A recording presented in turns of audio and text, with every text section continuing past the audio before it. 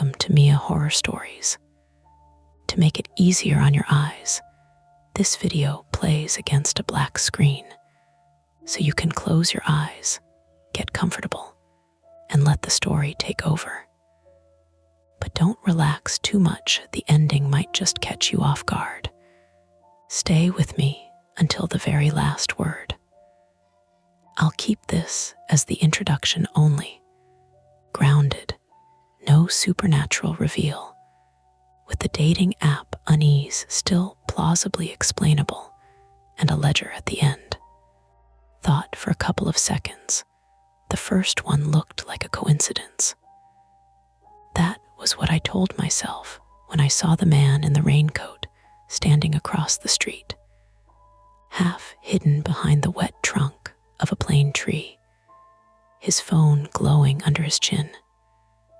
He was too far away for me to make out his face clearly, and the glass of my kitchen window had that greasy nighttime reflection over it, my own tired eyes, the ceiling light, the stack of unwashed mugs by the sink. Still, something about the tilt of his head made me pause with my hand inside a cereal box. He was looking up, not at the building generally, not at the lit windows along the row of apartments, at mine. My name is Claire Huxley. I'm 32, and I live on the third floor of a narrow brick building in Capitol Hill, Seattle. The kind with radiators that knock in the walls and stairwells that smell permanently of old mail, lemon cleaner, and someone else's dinner. I work remote customer support for a payroll software company, which sounds more stable than it feels. And most nights, I finish my shift feeling like my entire personality has been compressed into polite apology scripts. I had downloaded the dating app because my friend had said, gently but firmly, that working from home was turning me into a decorative cave fungus. She wasn't wrong. The app was called Latch, one of those local first dating platforms that promised real people, real proximity, real chemistry, as if regular loneliness had become too inefficient. I had been on it for 8 days, long enough to match with 6 men, exchange actual messages with 3, and remember exactly why I had deleted every other dating app 2 years earlier. The man outside shifted, and a passing car threw white light over him. For half a second, I saw a pale forehead, dark hair plastered flat by drizzle, and the sharp, rectangular flash of glasses. Then the car moved on. The street went back to orange sodium glow and rain. I pulled my hand out of the cereal box and wiped crumbs on my sweatpants. My phone was on the counter beside the sink, screen down, buzzing against a grocery receipt. I turned it over. Milo sent you a message. That was the match with the glasses. Milo Hart, 29 male, appeared in my life as a profile with 3 careful photos. One with a rescue greyhound, one at Pike Place Market holding a bag of cherries, one in front of a bookshelf arranged too neatly to be accidental. He said he was a UX researcher from Portland who had moved to Seattle for work. His messages were polite, funny in a practiced way, and just self-deprecating enough to feel safe. The message said, "Nice building. Older than it looks from inside." I stared at it until the radiator clicked hard enough to make me flinch. The rain ticked against the kitchen window. Below, someone dragged a trash bin over the pavement, plastic wheels grinding and catching in the cracks. The man across the street had his phone raised now, not pointed directly at me exactly, but high enough that he could have been checking a map, filming the sidewalk, taking a photo of the building, anything. There were a dozen normal explanations. The app used location. Everyone knew that. Maybe I had mentioned the neighborhood. Maybe he had recognized the corner from one of my photos, which would have been embarrassing, but not impossible. There was one picture of me outside, Ada's technical books with coffee in my hand and my hair, doing that damp Seattle thing where it expands and collapses at the same time. Maybe a street sign was visible behind me. Maybe I had left a clue without noticing, because I was bad at noticing the things that mattered until they were already standing outside. Phone buzzed again. Sorry, that sounded creepy. I mean, I think I'm nearby. Small world. The sorry was immediate, human, reasonable. That almost made it worse. I stepped sideways out of the direct line of the window and looked from the edge of the curtain.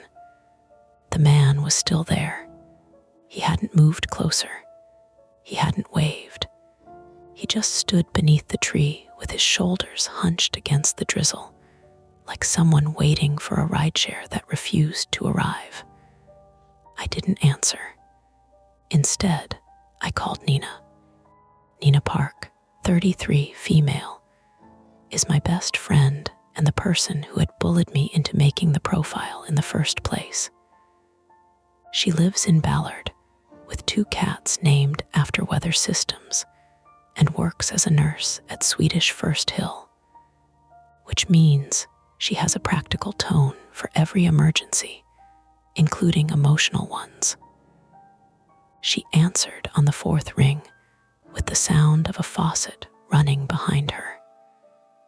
If this is about you deleting the app, she said, I'm already disappointed. There's a man outside my apartment. The faucet shut off. What kind of man? That's not a helpful category. Is he doing anything? Standing, Claire. I know how it sounds. I moved from the kitchen into the living room, keeping my voice low though the windows were shut. My apartment was small, kitchen on one end, living room with a second-hand couch, hallway to the bedroom, bathroom barely big enough to turn around in without hitting the towel rack. The only decoration I had committed to was a framed print of Mount Rainier I bought at a thrift shop because the mountain looked blurry and unreal, like even the artist hadn't trusted it to stay put. I matched with this guy, I said, Milo. He just messaged me saying nice building. A pause. Did you tell him your address? No.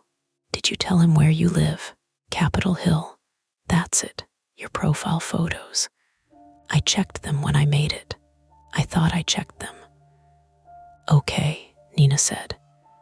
Her voice flattened into nurse mode. Do not go outside. Lock your door. Turn off lights near the windows. Take screenshots. Can you see him right now? I crept back toward the kitchen, hated myself for creeping, and looked.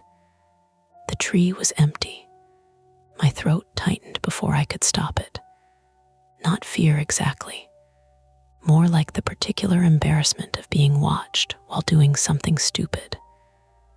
The space under the tree was just wet bark, dark sidewalk, leaves pasted to the curb. Couple walked by under one umbrella, their dog nosing the gutter. He's gone, I said. Good or not good, both can be true. I could hear Nina breathing through her nose, likely pinching the bridge of it the way she did when a patient insisted they had not eaten before surgery while holding a muffin wrapper. Send me his profile, she said. I don't want to make it a thing. It became a thing when he referenced your building.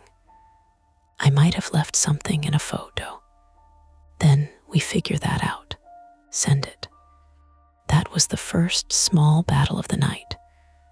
My desire to be safe versus my stronger, uglier desire not to look dramatic.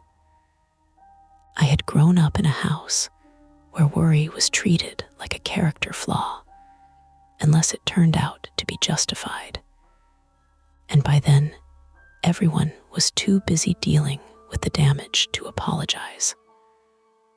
My private fear, the one I carried into every date and every late night walk home, was not that someone would hurt me.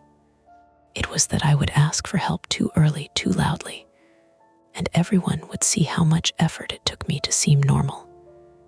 I screenshotted Milo's profile and our messages. Then I opened my own profile. Photo 1, me at Volunteer Park Conservatory, green plants behind me, no visible signs. Photo 2, me laughing at a brewery table, cropped tight. Photo 3, me outside Ada's. I zoomed in. There it was. Not my address, not even my street, but in the shiny window behind me, warped and faint, you could see a reflection of the bus stop sign at 15th and Thomas. Idiot, I whispered. What? Nina asked. Nothing. Maybe he guessed the area. Area is not building. Another buzz. This time it was not Milo. Evan sent you a rose. Evan Bell, 36 male, was another latch match, a divorced high school history teacher from Tacoma who had been earnest enough to make me nervous. He used full sentences, asked questions, and had once apologized for replying late because he was grading essays about the New Deal. His profile photo showed him in a navy rain shell on a ferry, squinting into wind. His message landed underneath the app's stupid rose animation. Not to be weird, but are you near Mercer? I swear I just passed someone who looked like your profile pic. I sat down on the kitchen floor, not dramatically. My knees simply stopped negotiating. The linoleum was cold through my sweatpants. The cereal box sat open on the counter above me, breathing out the sweet, dusty smell of corn and sugar. Somewhere upstairs, my neighbor's washing machine thumped off balance in a slow, uneven rhythm. Nina was saying my name. I'm here, I said. What happened? I read her the message. She went quiet again, but this time it did not feel calm. That could still be coincidence, she said. You don't believe that. I believe in checking things before deciding. That's nurse talk for you don't believe that. Claire, listen. Open the app settings. Does it show exact distance? I opened latch with hands that felt too big for my phone. Milo's profile now said less than 1 mile away. Evans said less than 1 mile away too. That wasn't strange by itself. Capitol Hill was dense. People moved around. Dating apps clustered you with nearby strangers because apparently the future had decided romance should come with tactical risk. But the wording under my inbox had changed. 3 matches nearby tonight. I had never noticed that banner before. It pulsed faintly in purple at the top of the screen, cheerful as a happy hour sign. 3, I said. Who's the third? I checked. Darren Pike, 41 male, had matched with me 3 days earlier and opened with a joke about my profile line, which said I was good at parallel parking and bad at pretending not to care. His photos were all taken from slightly too low, chin forward, smile wide. He said he owned a mobile auto detailing business in Everett. I hadn't answered his last message because it had included the phrase, "You seem like trouble," and I had learned not to reward men who thought that was a compliment. There was a new message from him now. You up? That was all. No building, no coincidence, just 2 words. But they sat there under the banner like a finger tapping glass. A sound came from the alley side of the building. Metal against metal. Not loud, not cinematic. Just a soft scrape, then a clink, like someone adjusting the chain on the gate by the dumpsters. The alley ran behind the apartment building, narrow and badly lit, shared by 3 buildings and a row of recycling bins that overflowed every weekend. My bedroom window faced it. I got up slowly. Nina said, "What now?" I heard something. Inside. No, Allie. Stay away from the window. So obviously, I went to the bedroom window. Not all the way. I stopped beside the wall and leaned just enough to see the slice of alley below. The bedroom smelled like laundry I had forgotten in the basket too long. My desk lamp was on, casting a warm oval over unopened mail and a chipped mug of pens. Outside, the alley light behind the building flickered with that cheap bluish glare that made wet pavement look like fish skin. The gate was swinging. Someone had opened it. A man stepped through, pushing it with his hip. He wore a dark baseball cap and a jacket with reflective piping along the sleeves. He looked down at his phone, then up at the back of my building. I could not see his face clearly, but I could see the van parked at the alley mouth behind him. White, side panels clean, no company logo, just a magnetic sign on the passenger door that read, in blue letters, Pike Detailing. My mouth went dry in a very ordinary way, like I had taken cold medicine. I said, "What? I think Darren is in the alley. Call 911. I don't know that it's him. Claire, he hasn't done anything. He opened your gate. It's a shared gate. Call 911. The man in the alley lifted his phone. My phone buzzed at the exact same time. Darren, cute place. Bad parking though. The words crawled over the screen in their little gray bubble. I backed away from the window so fast my heel caught the laundry basket. Plastic cracked under my foot. I hit the bed with the back of my thighs and sat hard. Nina heard the impact. "Are you okay?" "I'm okay." Door locked. "Yes, chain." I got up and checked. Deadbolt, chain. The old brass knob that always stuck in winter. I pressed my palm against the door as if I could feel intention through wood. In the hallway outside my apartment, the building made its normal noises. Pipes ticking. Someone's television muffled by plaster. The elevator gate on the first floor rattling open, then shut. Normal life continued with insulting confidence. I called 911. The dispatcher, Amanda Ruiz, female, sounded maybe late 40s, though I only had her voice to work with, composed, careful, trained not to catch fear from strangers. She asked for my address, my apartment number, my name, whether I was alone, whether anyone had entered the building, whether I could safely move away from windows and stay on the line. I answered. I did what she said. I sat on the floor in the hallway, back against the bathroom door, phone to one ear, Nina still on speaker from my laptop, because I couldn't bring myself to hang up on either of them. Amanda told me officers would be dispatched, but that priority depended on immediate threat. "Are the individuals attempting entry?" she asked. "No. Have they threatened you directly?" I looked at Darren's message. "Cute place." "No, not directly." "Do you see any weapons?" "No. Do not engage with them. If they attempt to enter, tell me immediately."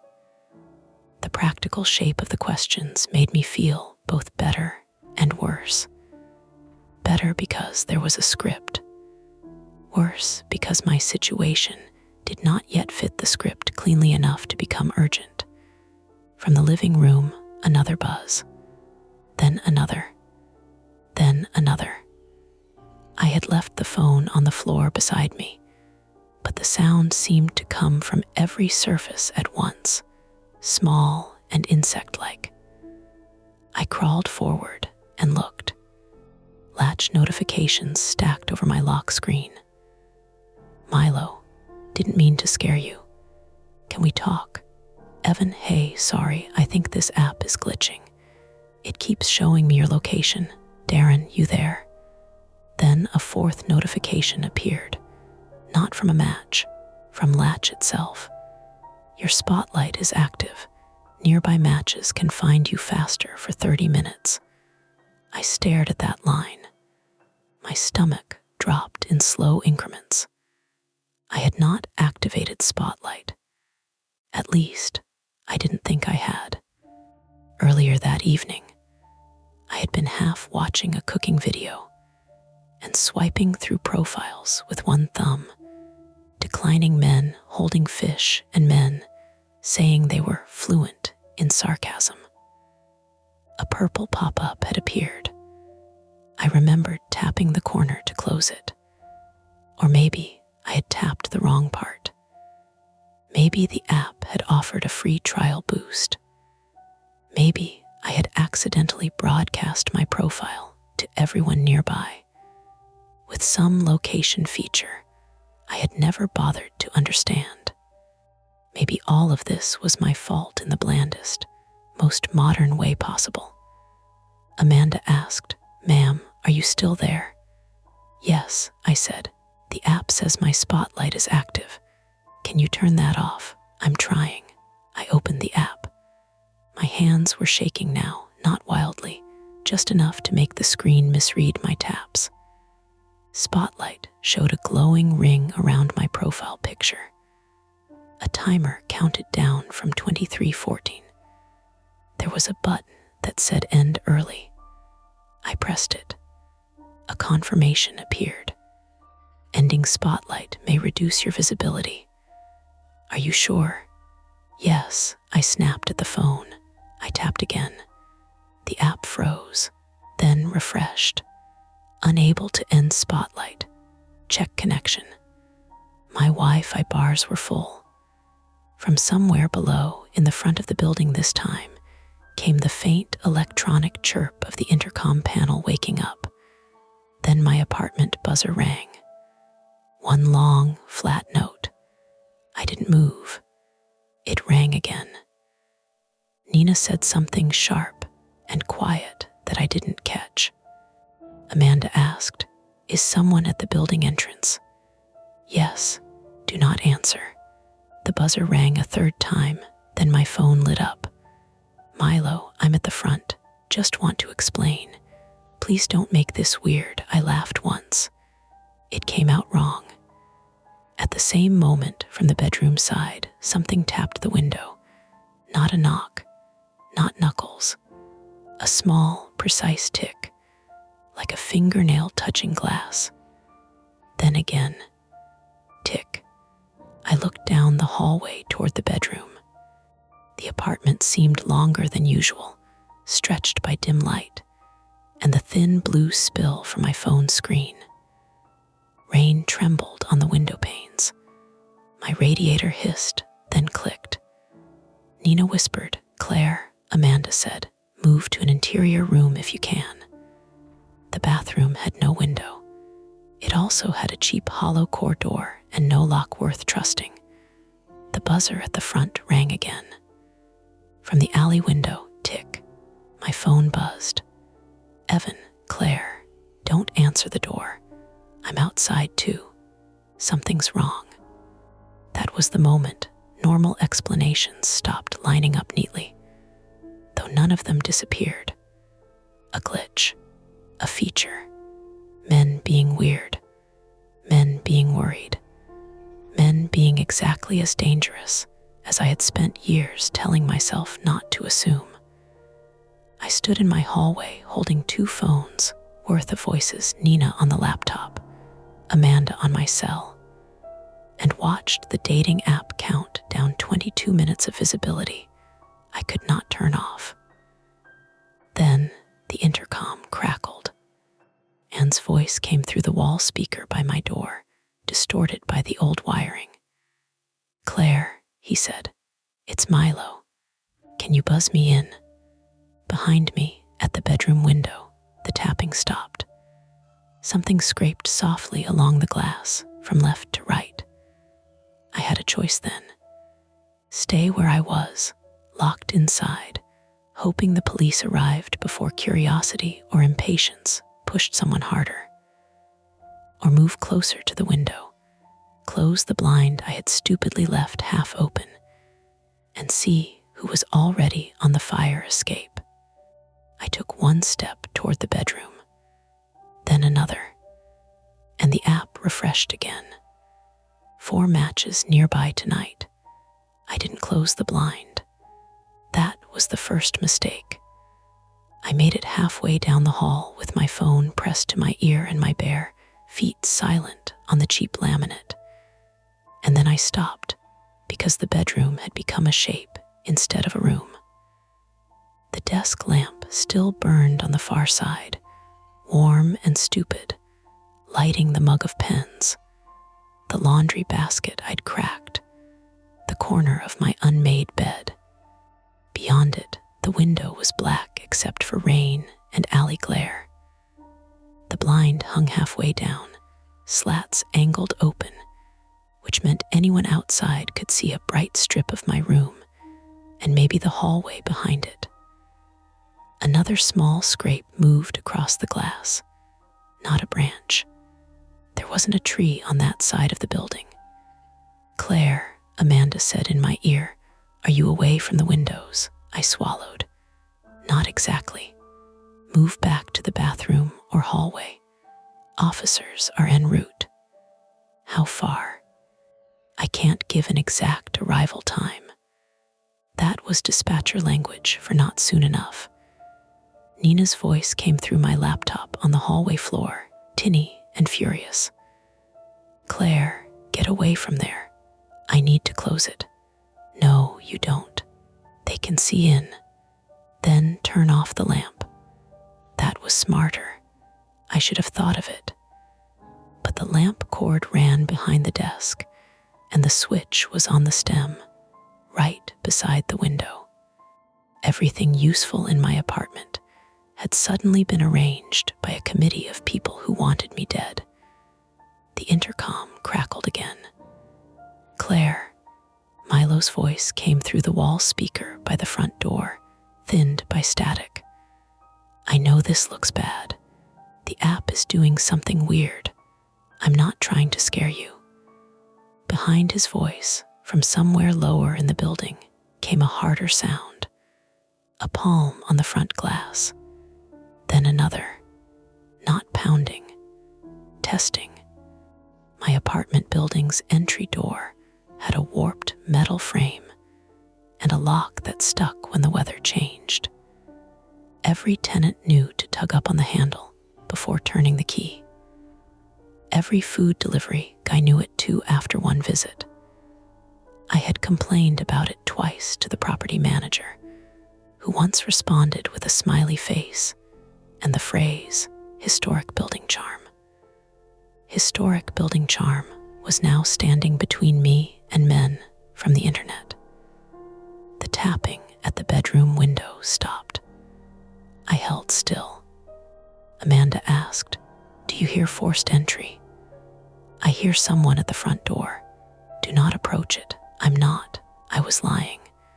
I was approaching everything little by little because panic did not make me freeze. It made me solve the wrong problem first. The phone buzzed against my cheek. A banner covered the top of the screen. Latch, spotlight active 1902 remaining. Under it, another message appeared. "Evan, I'm by the corner. I can see 2 guys near your building. Don't let either of them in." Then, One has a van in the alley. My thumb hovered over the keyboard. I typed, "Are you alone?"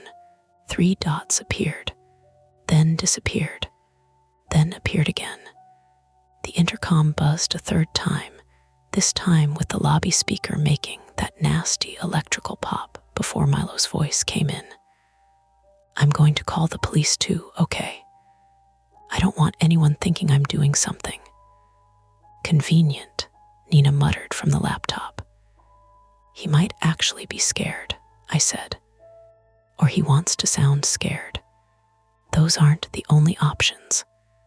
They are good enough options for you to stay away from the door." I hated that she was right. I hated that she sounded so composed while I stood in my own hallway with cereal dust on my fingers and my heart beating hard enough to make my ears feel plugged. A message from Evan finally came through. "Evan, yes, I'm alone. I came this way because the app said you were 150 FT away. That's not normal, Claire." It gave me walking directions. I stared at the words. Walking directions. Not approximate location. Not less than a mile.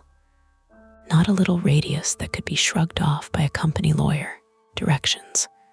"Amanda," I said, "the app may be giving my address to people. Can you disable location services?" "Yes, do that now." I backed away from the bedroom, crouched in the hall, and opened my settings.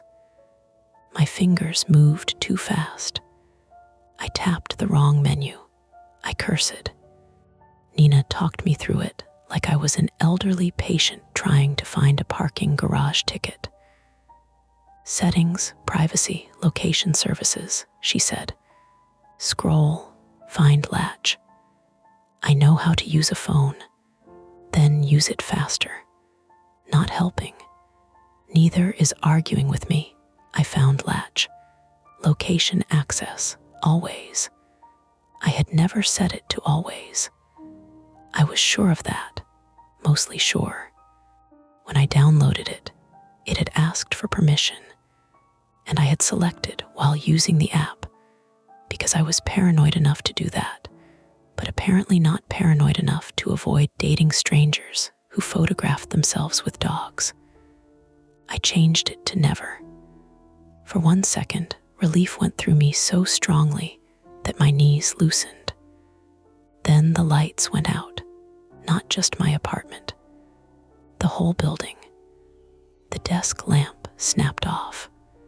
The hallway went black. The radiator stopped its hiss. Outside, the alley light flickered twice and died, leaving only the wet orange glow from the street at the far end, and the pale rectangles of emergency exit signs on the stairwell through the wall of my apartment. My laptop screen became a blue-white square on the floor. Nina's face froze, pixelated. Then the call stuttered. "No," I said. The Wi-Fi router blinked off on the shelf by the living room. My phone dropped from full bars to 2. The intercom gave a long, dying hum. Then the building fire alarm chirped once. Just once. Not the full screaming alarm. A low battery chirp, maybe. A system fault. Something electrical complaining in the dark. From downstairs, someone shouted, "What the hell?" Another voice answered, muffled through floors. A door opened in the hallway outside my apartment. Mrs. Klein from 3B, probably, because she always opened her door when anything happened, and then pretended she had not been listening. Amanda was still on the line. "Power just went out," I said. "Is there smoke or fire?" "No. Do you smell anything burning?" I breathed in. Old dust, my own shampoo from the bathroom, rain through the old window seals. A faint hot plastic smell from the router area, but that might have been my imagination filling in a blank. No smoke. Stay inside. Keep your phone charged. Do you have a portable charger?" Yes, it was in the bedroom.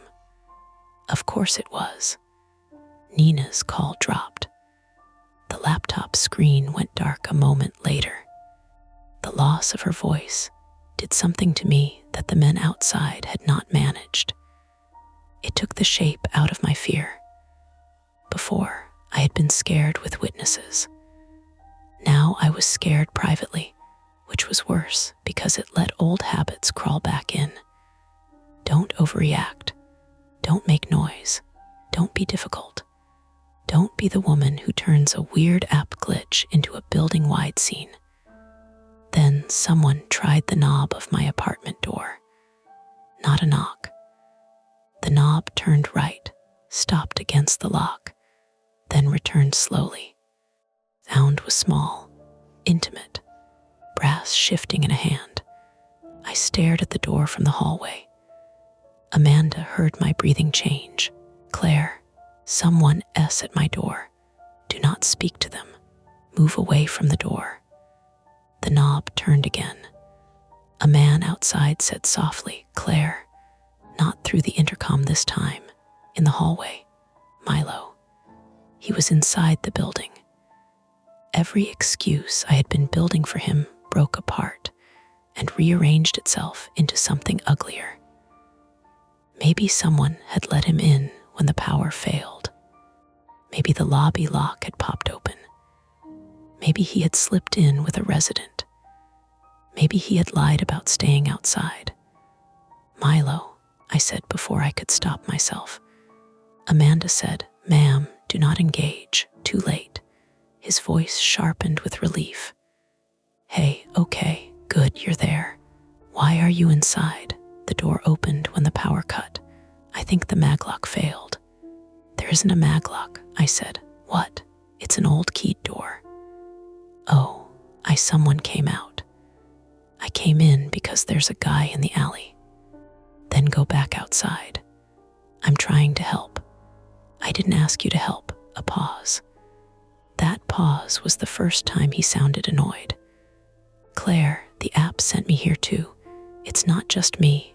I thought maybe you were in trouble. Police are coming." "Good, great. I'll wait with you until—" "No." From behind him, farther down the hall, Mrs. Klein's voice cut in. "Who are you?" Milo said something I couldn't make out. Mrs. Klein said louder, "Do you live here?" My apartment walls were thin enough that I could hear the building adjusting to the outage. Doors opening. Footsteps. Someone on the second floor yelling into a phone about the elevator. Pipes ticking as the heat died. Outside, rain filled the quiet spaces with a steady, soft hiss. I moved backward until my shoulder hit the bathroom door. The concrete problem arrived then, clear and miserable. My phone battery was at 18%. My portable charger was in the dark bedroom near a window someone had touched. The police were not there. The building's front security had failed, and at least one match was now in my hallway. A battery problem, a door problem, a visibility problem. All ordinary, all dangerous. Amanda said, "Claire, if you can safely secure yourself in a room away from the hallway door and windows, do it now. My bathroom door doesn't lock. Can you barricade it?" "With what?" I looked around. A laundry basket, shoes, a little IKEA stool, a narrow shelf full of towels. My apartment had been furnished for rent and loneliness, not siege. Milo spoke through the door again. "Claire, listen to me. There's another guy downstairs asking for your apartment number." "Who?" "I don't know. Older, big jacket, Darren. Or not Darren, or anyone." Mrs. Klein said, "I'm calling the landlord." "Please go back inside," Milo told her. "Don't you tell me what to do in my own building." That would have been funny on any other night. Then another sound came from the back bedroom. A soft thud, not glass breaking, not yet. A weight settling on metal. The fire escape. My building had old exterior fire escapes, painted black and bolted to the brick with platforms outside the bedroom windows. In summer, tenants put plants out there, even though the lease said not to. Mine had only an empty terracotta pot left by the previous renter, and a rusted folding chair I had never trusted enough to sit on. Something or someone had stepped onto it. I whispered, "Someone S on the fire escape." Amanda's voice tightened for the first time. "Move away from that side of the apartment. Officers are being updated." The hallway doorknob twisted again. "Claire," Milo said. "What was that? Go away. There's someone out back, isn't there? Go away. I can help you block the door. I don't know you. That's fair. That's completely fair. But if someone comes through that window, then you being in here is not better." Another pause. Then, quieter, he said, "I get that." I didn't answer. My phone dropped to 15%. The screen dimmed automatically.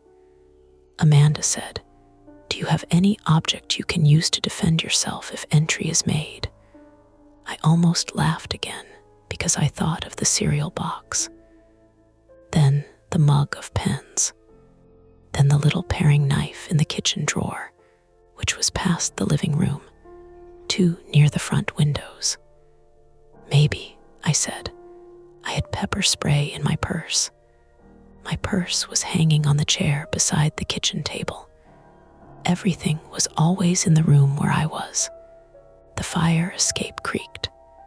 A man outside my bedroom window whispered something. I couldn't make out the words. He might have been talking into his phone. He might have been talking to someone below. Then my phone buzzed again. Unknown number. A text message. "Claire, this is Evan. App chat stopped working. Do not trust the guy in your hall. He came with Darren." I stared at it. "How did he get my number?" I whispered. Amanda said, "Who?" "Evan, one of the matches. He's texting me directly now." "Did you give him your number?" "No." The answer came too fast. Certain this time, I had not. Another text. "I can get to the fire escape from the adjacent building. Open your window when I knock twice." "No," I said aloud. Milo heard me. "What?" he asked through the door. I backed deeper into the hallway, my shoulders scraping the wall. The apartment seemed full of lines now, from the front door to Milo, from the bedroom window to whoever stood outside, from my phone to men who should not have had my number. Every line led to me. The private fear rose up, familiar and poisonous, that I had caused this by wanting something normal. A drink with someone. A message that didn't come from work. Proof that my life could still open outward. And because I had wanted it, I had ignored the little warnings, the too specific joke, the proximity banner, the photo reflection, until the warnings were at my windows. I forced myself to breathe through my nose. "Nina was right," I said. Amanda, professional as ever, said, "Who is Nina?" "My friend. Can you call her back?" "With what battery?" "Do you have a charger nearby?" "In the bedroom." "Is the bedroom accessible without approaching the window?" "No." The fire escape creaked again. Then came 2 knocks on the bedroom glass. Firm, measured, knock, knock. My stomach clenched. A text appeared. "Evan, that's me. Open up, hurry." At the front door, Milo said, "Claire, don't open anything." I turned slowly toward the bedroom. In the dark, the window was a faint rectangle. I could not see who stood outside it now. The blind slats made narrow bars of the alley glow. Behind them, a darker shape leaned close enough to block the rain. Knock, knock, again. Then from below the bedroom window, a different male voice called up from the alley, low but clear enough to carry through the glass. "Claire, he's lying to you, Darren." Or someone who wanted me to think it was Darren. My phone fell to 12%. Amanda was speaking, but a burst of static broke her words. The cell signal flickered between 2 bars and 1. The building, with its old brick and dead power and wet wiring, suddenly felt like a box designed to muffle help. Hallway outside erupted in voices. Mrs. Klein shouted, "Get away from her door." A heavier male voice answered, "Ma'am, I'm not touching anything." Milo said, "Who are you?" The heavier voice said, "Who are you?" Then a thump against my door. Not the knob this time. A shoulder, a hand. Someone being shoved into it. The chain rattled. I made a sound I hated. Amanda said, "Claire, if they force entry, move to your safe room and barricade." There is no safe room, bathroom. It doesn't lock. Barricade it. I looked at the bathroom. The door opened inward. I could close myself inside, but I couldn't block it with furniture from within unless I dragged something heavy first.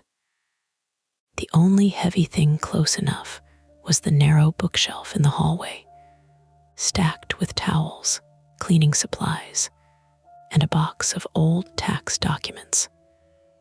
If I pulled it down in front of the bathroom door, I could wedge myself inside after. Maybe. Or I could run for the bedroom, grab the portable charger and pepper spray. No, pepper spray was in the kitchen, different direction, and close the blind. But someone was outside the window. Or I could open the front door to Milo, the known unknown, and use his body as another obstacle between me and whoever was climbing the fire escape. That thought disgusted me. It also tempted me. The knocks came again, faster now. Knock, knock, knock. Evan. Claire opened the window. "He has something." Outside my apartment door, Milo shouted, "Move away from the door." Mrs. Klein screamed. Not a long scream. A startled, angry burst. Then glass broke downstairs. The sound cracked through the building from the lobby, sharp and final, followed by the building alarm finally waking all the way up. It screamed in the stairwell, a pulsing mechanical howl that filled my apartment and made Amanda's voice nearly impossible to hear. My phone vibrated with an emergency call notification. Battery, 10%. The smoke detector in my hallway joined the noise, though there was still no smoke, just the sour electrical smell getting stronger now, coming from somewhere beyond the living room wall. A procedural failure. That was what it would be called later if anyone filed the report correctly. Power outage, alarm fault, security breach, delayed response due to multiple calls in the area. At the time, it felt like every normal protection had politely stepped aside. I grabbed the hallway shelf with both hands and pulled. For a second, it didn't move. Then it lurched, towels spilling, cleaner bottles clattering across the floor. One cracked and leaked lemon scented liquid over my toes. I dragged the shelf toward the bathroom while the alarm screamed and men shouted on both sides of my apartment. The front door shook again. The bedroom window rattled in its frame. My phone slipped from between my shoulder and ear and hit the floor. Amanda's voice became tiny and distant. "Claire, Claire, can you hear me?" I dropped to my knees, reached for it, and saw a new latch notification flash across the cracked corner of the screen. Spotlight extended. 30 minutes added. Below it, 5 matches nearby tonight. And then, from the bedroom, came the clean metallic snap of the window latch being lifted from the outside. The window latch should not have been reachable from outside. That was the thought my brain chose, because it was easier than thinking about the hand that had just found it. My bedroom window was one of those old double-hung wood frame things with warped paint and a little crescent lock in the middle. I had complained about drafts in January. The landlord's maintenance guy had told me old buildings breathe, like my apartment was a living thing doing me a favor. From inside, the latch always stuck. I had to push down on the upper sash with one hand and twist hard with the other. From outside, on a wet fire escape, in the dark, it should have been useless, but it snapped open cleanly. I dropped my phone, shoved the half-dragged shelf harder against the bathroom doorway, and ran. Not far. My apartment wasn't built for distance. From the hallway, 3 steps took me to the bedroom door. The alarm screamed in the stairwell. My own smoke detector chirped and wailed in broken bursts over my head. Downstairs, voices bounced up through the building's hollow center. At my front door, Milo shouted something I couldn't make out. The bedroom was mostly black now, lit only by the alley glow leaking through the blind. I could see the window as a gray rectangle, the slats shivering slightly with each movement outside. The bottom sash lifted an inch, then 2. A wet finger hooked under the frame. I grabbed the first thing my hand found on the desk, the chipped mug full of pens. I threw it. It hit the window frame, not the hand. Ceramic shattered against the sill. Pens scattered like little plastic bones. The hand jerked back. A man swore outside. That voice was not Evan's gentle texting voice, not Milo's careful, I'm helping voice. It was deeper, hoarse, angry in a way that had no performance in it. I slammed both palms against the lower sash and forced it down. Something caught underneath. Fingers. The man screamed. It was such a human sound that for one horrible second, I almost lifted the window again. Almost. Then, the sash jolted upward from outside, hard enough to knock my palms away. I grabbed the lock, twisted it, failed, twisted again.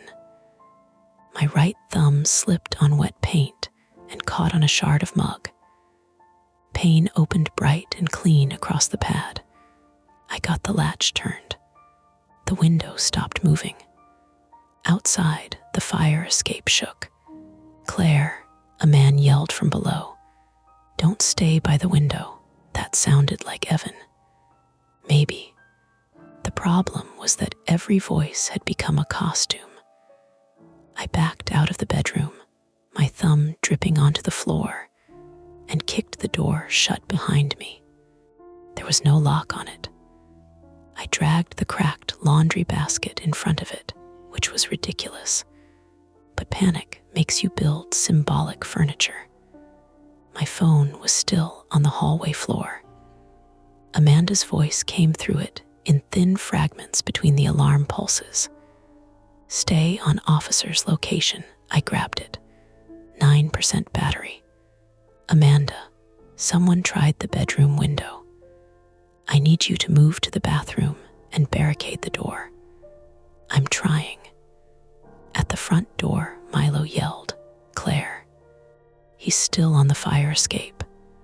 "Then get out of my hallway." "I can't. There's another guy coming up the stairs." That stopped me. My apartment layout suddenly mattered more than anything else. Front door at the end of the hall, opening into the little entry space. Bathroom on the right side of that hall, halfway between the front door and bedroom. Kitchen and living room to the left, facing the street. Bedroom at the back, facing the alley. One way out through the front door. One window route through the bedroom fire escape, which was currently not an exit, but a mouth. I crouched beside the bathroom and shoved the shelf tighter. Towels jammed under the doorframe. A bottle of cleaner rolled under my knee and cracked. My thumb bled onto a white towel, turning the terracloth pink in spreading dots. Attempt 1. Barricade the bathroom. Hide. Wait. It failed before it was finished.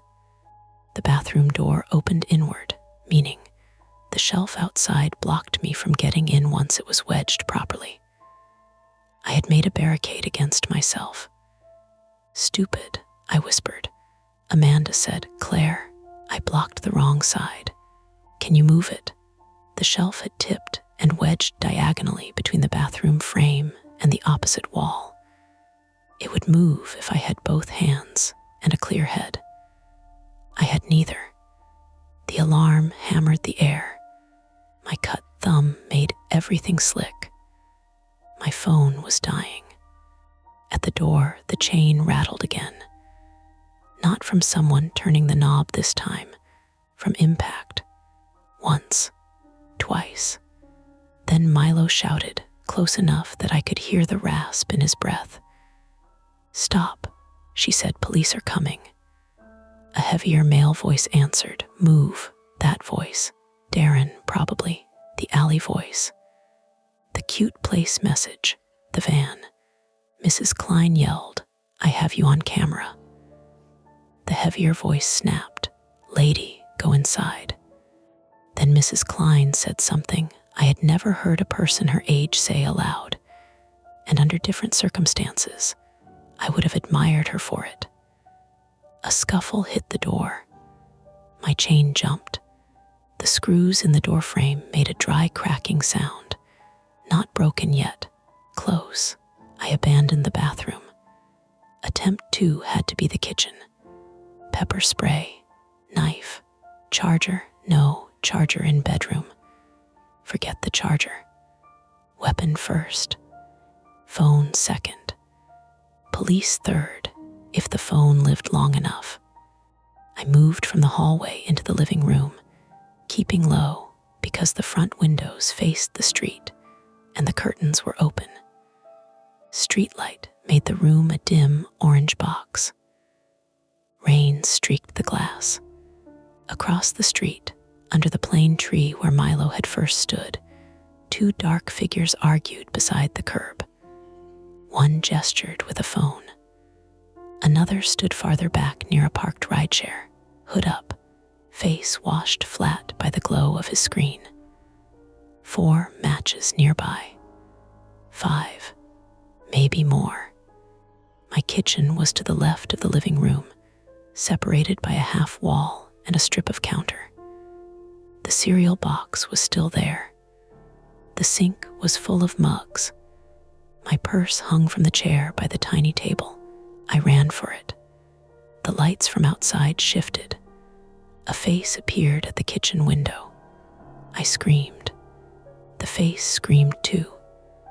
It jerked backward and banged against the glass with a dull, wet thud. For one stretched second, I saw pale skin, wide eyes, dark hair plastered to a forehead, and a mouth open in panic. Then the person slipped downward out of sight. I stumbled back into the counter hard enough to bruise my hip. Amanda, I gasped. Someone S at the kitchen window. 3rd floor. Street side. Impossible. Then a hand slapped the glass from outside, fingers spread. My mind did a terrible thing. It filled in a body climbing brick, a man crawling up the building like an insect, all wet jacket and broken nails. But then the hand moved, and I saw the yellow sleeve. A rain jacket. A woman's voice shouted through the glass, muffled but clear enough to understand. "Claire, it's Nina." For half a second, I couldn't process it. Nina Park, 33, female, my best friend, nurse, owner of 2 weather-themed cats, was outside my 3rd-floor kitchen window in a yellow raincoat, clinging to the metal landing of the exterior utility stairs that ran up the side of the building next door. Not my fire escape. The neighboring building's service stairs, separated from my kitchen window by a narrow gap and a rusted railing. Misdirection. Terror first, explanation second. She waved her phone like proof of life. I unlocked the kitchen window just enough to hear her through the crack. "What are you doing?" I shouted. "What does it look like, being athletic against my will?" "You were in Ballard." I was already at Swedish. "I told you I had a late charting thing." Rain dripped from her hood onto her face. Her breath came in short white bursts. After the call dropped, I drove here. Traffic was garbage. "There are men outside your building." I noticed. "Do not open the front door." I noticed that too. Behind me, another hit landed on my apartment door. The chain shrieked against the bracket. Nina's eyes flicked past me. "You need out. There is no out." "Yes, there is. Your building connects to the roof, right?" "No, Claire, I don't know." "You've lived here 4 years." "I don't go exploring rooftops, Nina." She clenched her jaw. "Where are the back stairs?" "Past Mrs. Klein's door, end of hall, down to the alley." "Alley has the van." "No, front stairs. 2 men in lobby, maybe 3. I saw one with a tire iron." My stomach tightened. "Darren, big guy, black jacket, beard." "I think so." "Then yes." Nina shifted on the wet metal landing and winced. "Listen, the police are outside somewhere, but the block is a mess. There's a crash at the corner. Power's out on this side. I saw one patrol car stuck behind a utility truck. That explained the delay." It did not make it better. My phone buzzed. 7%. A text from Evan. "Do not go with Nina." "Someone posted your live location in a group chat. More coming." I showed Nina through the crack. Her face changed. "Group chat," she said. "You know about this?" "No, but I know what men do when they think a woman is a prize and not a person." Another hit at the front door. This time, the chain bracket split the paint. A piece of wood popped loose and skittered across the hall floor. Milo shouted, "Claire, the chain's not going to hold." I believed him. That was the worst part. Nina looked toward the street, then back at me. "Open the kitchen window. You can climb through to this landing." I looked at the gap between buildings. It was maybe 3 feet from my kitchen window to the neighboring utility stairs. But 3 feet in daylight is not 3 feet in rain, under alarm noise, with a bleeding hand and strangers at both ends of your apartment.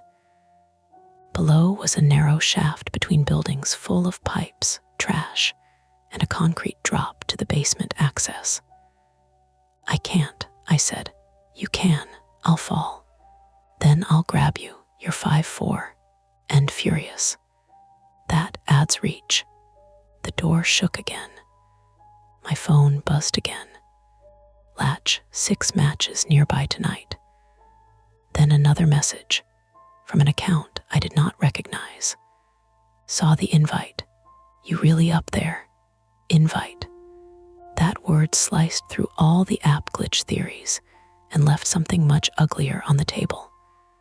Not just matches randomly finding me. Someone had invited them. Attempt to get pepper spray and arm myself changed shape. I snatched my purse from the chair, dug blindly through lip balm, receipts, tampons, keys, and found the little black canister. My hand closed around it. Then I reached the drawer for the paring knife. Nina said, "Don't bring a knife unless you know how to keep it." "I need something. Pepper spray, keys, phone, shoes if you can." Shoes. I was barefoot, standing in spilled cleaner and ceramic fragments. My cut thumb was one problem. My feet were about to become another. I grabbed my sneakers from beside the door to the living room and shoved them on without socks. One heel folded under my foot. I didn't fix it. At the front of the apartment, the chain bracket tore halfway free. The door opened 2 inches and stopped on what remained. Through the gap came noise. Alarm, men shouting. Mrs. Klein crying now, angry and scared. Milo's voice close to the crack. "Claire, you need to move now." Then Darren's voice lower. "Open the door and we can all stop yelling." I pointed the pepper spray at the gap with my shaking left hand. "Back up," I yelled. For a moment, everything paused. Even the alarm seemed farther away. Darren laughed once. "She's got spray." Milo snapped. "You broke into her building." "No, door was open. You came to her apartment." "So did you." That landed, because it was true. Nina pounded the kitchen glass with the heel of her hand. "Claire, now." I looked from the door to the window. Door, known hallway, unknown number of men, neighbor in danger, no clear exit. Window, wet climb, narrow gap, Nina. Possible escape to adjacent stairs, and then maybe the street or roof. My flaw had always been waiting for a situation to become undeniable before I acted. It was undeniable now. I shoved the kitchen window up. Rain blew in immediately, cold and sharp, carrying the smell of wet brick and garbage from the shaft below. Nina reached across the gap, bracing one boot against the railing. "Purse first," she said. I tossed it. She caught the strap. "Phone." I hesitated. Amanda was still on the call, voice reduced to static and fragments. "Claire, location stay. I'm leaving through the kitchen window," I told her. "With Nina, neighboring building stairs." I didn't know if she heard. I shoved the phone into my hoodie pocket. 6%. Then I climbed onto the counter. My sneakers squeaked on the laminate. The window frame scraped my back. The gap below opened dark and wet, 3 stories down to a narrow slice of concrete where rainwater churned around a clogged drain.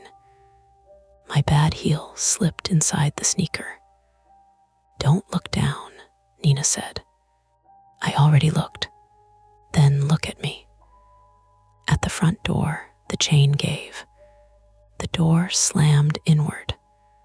Milo stumbled through first, or was shoved. He hit the wall shoulder first and looked toward me with a face so genuinely terrified that for 1 second I believed he had not wanted any of this. He was thin, glasses crooked, raincoat torn at the sleeve. Behind him, Darren filled the doorway in a black jacket, one hand gripping a tire iron, the other raised like he wanted to look reasonable despite holding a tool meant to crack lug nuts. Behind Darren in the hall, Mrs. Klein was on the floor beside her open door, clutching her wrist. That was the image that moved me. Not Darren, not the tire iron. Mrs. Klein, 70-something, on the dirty hallway carpet because she had tried to stand between my door and a stranger. I sprayed. The distance was too far. Most of it misted the air between us. Some caught Milo across the cheek as he turned. He screamed and dropped to one knee, hands over his eyes. Darren jerked back, cursing. Nina grabbed my wrist. Claire, I swung one leg through the window. My sneaker found nothing. For a horrible second, my whole body tipped into the gap. My ribs hit the sill. Pain burst across my side. Nina caught my forearm with both hands and hauled backward so hard my shoulder wrenched. "Push," she shouted. I pushed off the counter with my other foot, half falling, half crawling through the rain and air. My knee hit the neighboring railing. Metal bit through my sweatpants. Nina dragged me onto the utility landing, both of us crashing into the stairs in a heap. My phone nearly slid out of my pocket. I slapped it flat against my thigh. Behind me, Darren reached the kitchen. His face appeared in the open window, red-eyed from spray, wet beard shining. He did not try to climb through. He looked at the gap, then at Nina, then at me, and smiled, not big, not theatrical, just enough to show he had learned something. "You can't get down that way," he said. Nina pulled me up by my hoodie. "Move." We ran upward. That was Nina's choice, and it made sense for 3 seconds. Down the neighboring utility stairs would take us to the same street where men were gathering and police were blocked. Up might lead to a roof access door, another stairwell, another building, somewhere with people and light. The metal stairs were slick. Each step rang under our feet. My knee burned where it had hit the railing. My thumb throbbed. My ribs ached with each breath. Behind us, Darren shouted something to someone in the apartment, but the alarm swallowed the words. We reached the top landing, door locked. Nina slammed her shoulder into it. Nothing. She tried the handle again. No, no, no. Fire code, I gasped. Shouldn't it open? Tell that to the landlord. Below, a head appeared through my kitchen window. Not Darren this time. Milo. His glasses were gone. One eye was squeezed shut from the spray. He coughed, gagged, and said, "Don't come back. He's calling people up from the alley." "Why should we trust you?" Nina yelled. "Don't," he shouted. "Just don't come back." Then he disappeared from the window. A second later, someone inside my apartment screamed. Male. Milo, maybe. Nina grabbed my hand and pulled me down one flight instead, to the 4th floor landing of the neighboring building. There was a window there, wired glass, propped open with a paint can. Inside was a dark hallway that smelled of dust and old carpet. "Can you fit?" she asked. "No, you can. I hate when you say that." She climbed through first, awkward but fast, dropping into the hallway with a grunt. I followed, catching my hip on the frame, scraping skin through my hoodie. My phone buzzed as I landed inside. 4%. Unknown number, stop running. You're making it public. Then latch. 7 matches nearby tonight. Hallway lights were out here too. Same outage, same dead building. We were in the adjacent apartment building now, 4th floor, 1 level above my apartment, separated by a wall and a narrow air shaft from the place where my door had been breached. The hall ran left and right. To the left, a stairwell sign glowed faintly on backup battery. To the right, apartment doors, all shut. Nina pointed left. We ran. Halfway down, a door opened. A man stepped out holding a baseball bat. I raised the pepper spray. He raised both hands. "Whoa, I live here." He was maybe 50, white, gray beard, t-shirt, and pajama pants, bare feet. Terrified, not threatening. Behind him, a woman asked, "Is it them?" Nina said, "Call 911. Tell them there are intruders in the building next door and people climbing between buildings. "I already called," he said. "Line S busy. Keep trying." The stairwell door opened from below. Footsteps came up fast. Nina and I froze. Anne with the bat looked past us. "Who the hell is that?" A voice from the stairwell called. "Claire, Evan."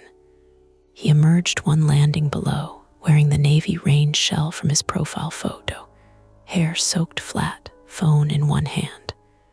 He looked smaller than I expected, thinner, with rain dripping from his nose and a bleeding scrape along his jaw. Nina shoved me behind her. "Stop right there." Evan stopped. "Okay," he said. "Okay, I'm stopping." "How did you get in here?" she demanded. "Front door was open." I followed because someone posted her exact location in a Latch group. Not public app, a private thread. Screenshots, map pin, apartment photo. "What thread?" I asked. He looked at me, and his face crumpled with something like shame. "It's called near misses," he said. "Men share profiles that ghosted them, rejected them, unmatched. Mostly jokes, complaining.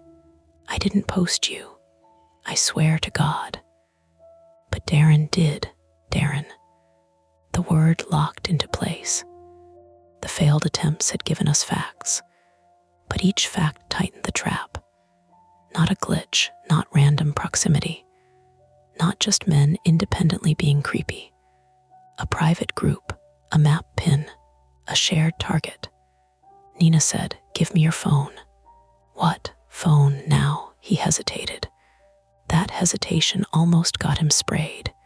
He handed it over. Nina looked at the screen while keeping distance. Her mouth tightened. "Claire," she said, "your apartment number is in here." My knees went weak. The stairwell below banged open again. Voices, more than one. Evan turned pale. "We need to move." The man with the bat whispered, "Jesus Christ." Nina tossed Evan's phone back to him. "Stairwell up or down?" Evan said. "Down has lobby." They came in that way. Up, roof access. Locked, not from inside, I don't think. We ran upward. There was no more pretending we were choosing safety. We were choosing the least bad corridor. The fourth floor landing became fifth. My breath tore in my throat. My knee pulsed hot. Nina slipped once and caught herself on the rail with a sound between a gasp and a sob. Evan stayed 2 steps behind us, either guarding our back or staying close enough to grab us. I didn't know. I didn't have enough fear left to sort him cleanly. At the top, the roof door had a push bar. Nina hit it. It opened. Cold rain and wind burst in. We stumbled onto the roof of the neighboring building. A flat black surface slick with water, HVAC units humming dead and silent in the outage, low parapet walls around the edges. Across the narrow gap, my own building's roof sat slightly lower, connected visually, but not physically. Its fire escape ladder rising to a rusted platform. Below, sirens finally cut through the rain. Far away, too far, Nina pulled the roof door shut behind us. No lock on our side. Evan grabbed a loose brick from beside the parapet and wedged it against the bottom. It would not hold long. Then my phone buzzed one last time. 1%. A latch notification filled the screen. Spotlight event nearby. 11 attendees arriving. The roof door handle turned.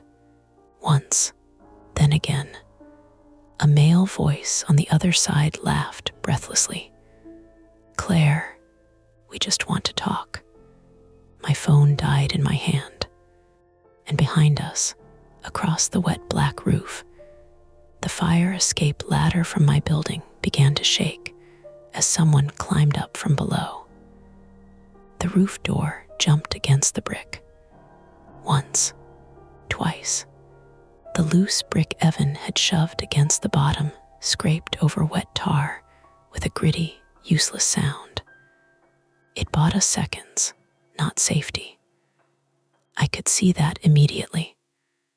The door opened outward onto the roof, and the brick only wedged the bottom edge enough to make the first shove awkward. Whoever was on the other side figured that out fast. The handle twisted again.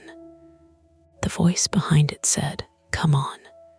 Nobody wants to hurt anybody." Across the roof, the fire escape ladder clanged.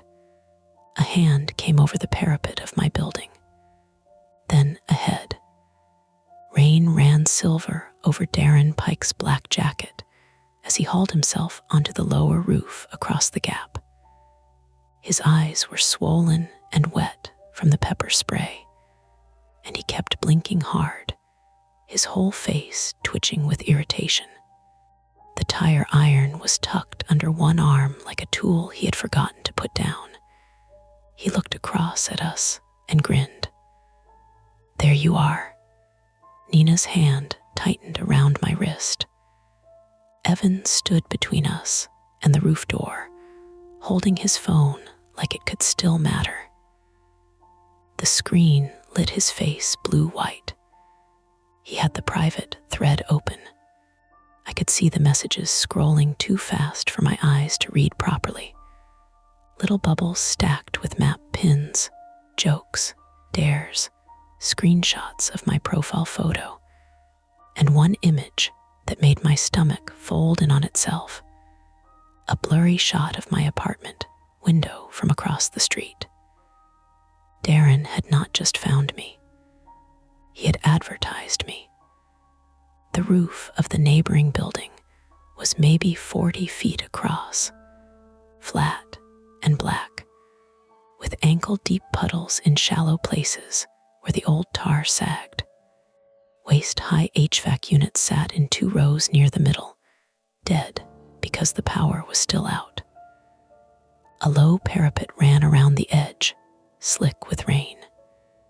To our right, the roof dropped into the narrow shaft between buildings. To our left, the street side, 4 stories down, where sirens flashed red and blue somewhere beyond a utility truck and a line of stopped cars. Not here yet, close enough to hear, too far to save us cleanly.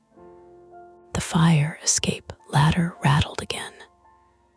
Another person was climbing below Darren. The roof door slammed harder. The brick shifted. Nina, 33, female nurse and best friend, face pale under her yellow hood, said, "We go to the street side. Make noise. Get lights on us." Evan Bell, 36, male, divorced teacher and possible liar, shook his head. "If they get through the door, they'll herd us to the edge." Darren called across the gap, "Claire, this got stupid." It was supposed to be funny. I could taste metal in my mouth. My thumb had stopped bleeding freely, but the cut pulsed with every heartbeat. My knee throbbed from the railing. My ribs made each breath sharp. "Funny," Nina yelled. Darren pointed the tire iron at her. "You're not part of this." "She is now," Evan muttered. The roof door gave another inch. Through the crack came fingers. Nina looked at me. Pepper spray in the purse. Where's the purse? For one stupid second, neither of us knew. Then I saw it, near the roof door. Nina had dropped it when we climbed through the window from the utility stairs, and in the scramble upward, Evan must have kicked it aside. The strap lay in a puddle 3 feet from the door, close enough that whoever came through first would reach it before I could. The pepper spray was inside, my keys too, and my wallet with my address printed neatly on my driver's license, as if the universe wanted to be thorough. Evan followed my eyes. "I'll get it," he said. "No," Nina said, but he was already moving. He lunged toward the purse just as the roof door burst open enough for a shoulder to shove through. A man in a gray hoodie forced his upper body into the gap. Early 30s maybe, white, flushed with exertion, mouth open in a breathless smile that died when he saw Evan coming. Evan kicked the door. Not heroic, not clean. He slipped as he did it, one foot skidding in rain, but his heel caught the door edge and slammed it back into the man's shoulder. The man screamed and fell backward into the stairwell. Evan grabbed the purse strap. A hand reached from the doorway and caught his sleeve. Evan twisted, fabric tore. He came away with the purse, but the phone flew from his other hand. It hit the roof, bounced once, and skidded toward a puddle. The screen stayed lit. The thread was still open. Darren saw it from across the gap. His expression changed. "Evan," he called, "don't." That was the first honest thing I heard from him. Evan looked at the phone, then at me. The roof door shoved open again. Another man came through, taller, wearing a mariner's cap backward and a dark puffer vest. He carried no weapon I could see. That almost made him worse. He looked like someone you might sit beside on a bus, someone who would apologize if his backpack hit your knee. "Give us the phone," he said. Nina tossed me the purse. I dug with my injured hand and found the pepper spray. My thumb screamed. Darren climbed onto the parapet of his lower roof. The gap between buildings was maybe 5 feet at roof height. Too far to step, too narrow to feel safe. Below it, the black shaft dropped past metal pipes and window ledges to concrete. Darren looked down, judged it, then looked at the fire escape rail attached to my building. From there, if he swung onto the old drain pipe and reached the neighboring parapet, he might make it, might. Men like Darren always believed the risk belonged to everyone else. "Claire," he said, "tell them to stop. Nobody needs that thread." "Then, why did you make it?" He laughed without humor. "I didn't make it, I just used it." The man in the puffer vest stepped onto the roof fully. Behind him, the gray hooded man coughed in the stairwell and tried to stand. The brick was gone. The way down was open, but blocked by bodies. Nina moved in front of me again. I hated that. I loved her for it. I stepped beside her. "No," she said low. "I'm done hiding behind you. You're injured.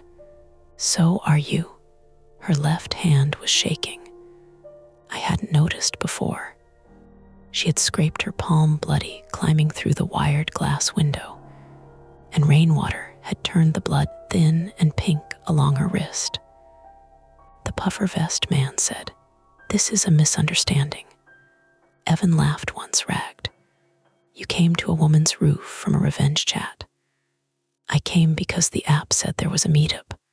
"A meetup," Nina said. He looked genuinely confused by her anger. "Spotlight event. It showed public. I thought." "You thought what?" I asked. My voice sounded scraped raw. "That I invited 11 strangers to my apartment building during a blackout." He opened his mouth, closed it. That tiny moment mattered. Not because he became harmless, because he became uncertain. Darren did not. He swung one leg over the parapet. The old fire escape rail below him groaned. Evan grabbed his phone from the puddle. The screen flickered but stayed on. "I'm sending the thread to 911, he said. Darren shouted, "Don't you dare." He moved then. Fast. He stepped down onto the fire escape rail. using the tire iron like a hook around a pipe. Metal shrieked. The rail bent under his weight. For half a second, he hung between buildings, boots scraping brick, one hand on the pipe, the other gripping the tire iron. Nina whispered, "He's insane." No, he was committed. That was worse. The puffer vest man lunged at Evan. I sprayed him. This time, I was close. The stream hit him across the eyes and nose. He made a wet, choking noise and folded sideways, hands to his face. He slipped on the roof and went down hard on one knee. The sound of bone or tendon meeting tar made my stomach twist. Gray hoodie came through the door behind him, saw the spray, and stopped. "Back up," I shouted. My voice cracked. He backed up. Then Milo appeared behind him in the stairwell. Milo Hart, 29 male, glasses gone, one eye swollen nearly shut, raincoat torn, had one hand clamped to his cheek where I had sprayed him earlier. His other hand held Mrs. Klein's phone. I knew it was hers because the case was bright pink and had a little glittering cat charm dangling from it. He shoved Gray hoodie forward. The man stumbled onto the roof. Milo yelled, "Police have the thread." I sent it. Her neighbor had screenshots from the hall camera too. Darren froze halfway across the gap. Evan looked at Milo. Milo looked at Evan. Nobody trusted anybody. Not fully, not in time. Darren recovered first. "You stupid little," the pipe he was holding tore loose from the brick. It did not come off completely. It ripped free at the top bracket, dropping 3 inches with a metallic bang. Darren swung toward the gap, tire iron scraping sparks against the fire escape rail. For 1 second, he dangled over the shaft. He should have fallen. He didn't. He slammed into the neighboring building's wall below the parapet. One arm hooked over the ledge, tire iron clattering down into the dark shaft below. It struck something metal, bounced, struck again, then landed with a far-off crack. Darren's face pressed against the wet brick. His fingers scrabbled over the roof edge. He made a sound then that was not smug or angry, just afraid. "Help me." No one moved. Rain ticked off the HVAC units. The alarm in the building below continued its pulse. Sirens grew louder. Darren's hand slipped half an inch. "Help me." Nina was a nurse before she was anything else. I saw the fight cross her face. Rage, training, human reflex. She took 1 step forward. I caught her sleeve. "No, he'll fall. He came at us with a tire iron. He'll fall," Gray hoodie whispered. "Oh my God." The puffer vest man was still coughing on the roof. Milo said, "Don't go near him." Darren's other hand found the parapet. Now both hands were hooked over the ledge. His boots scraped below, searching for purchase that wasn't there. "Claire," he gasped, "please."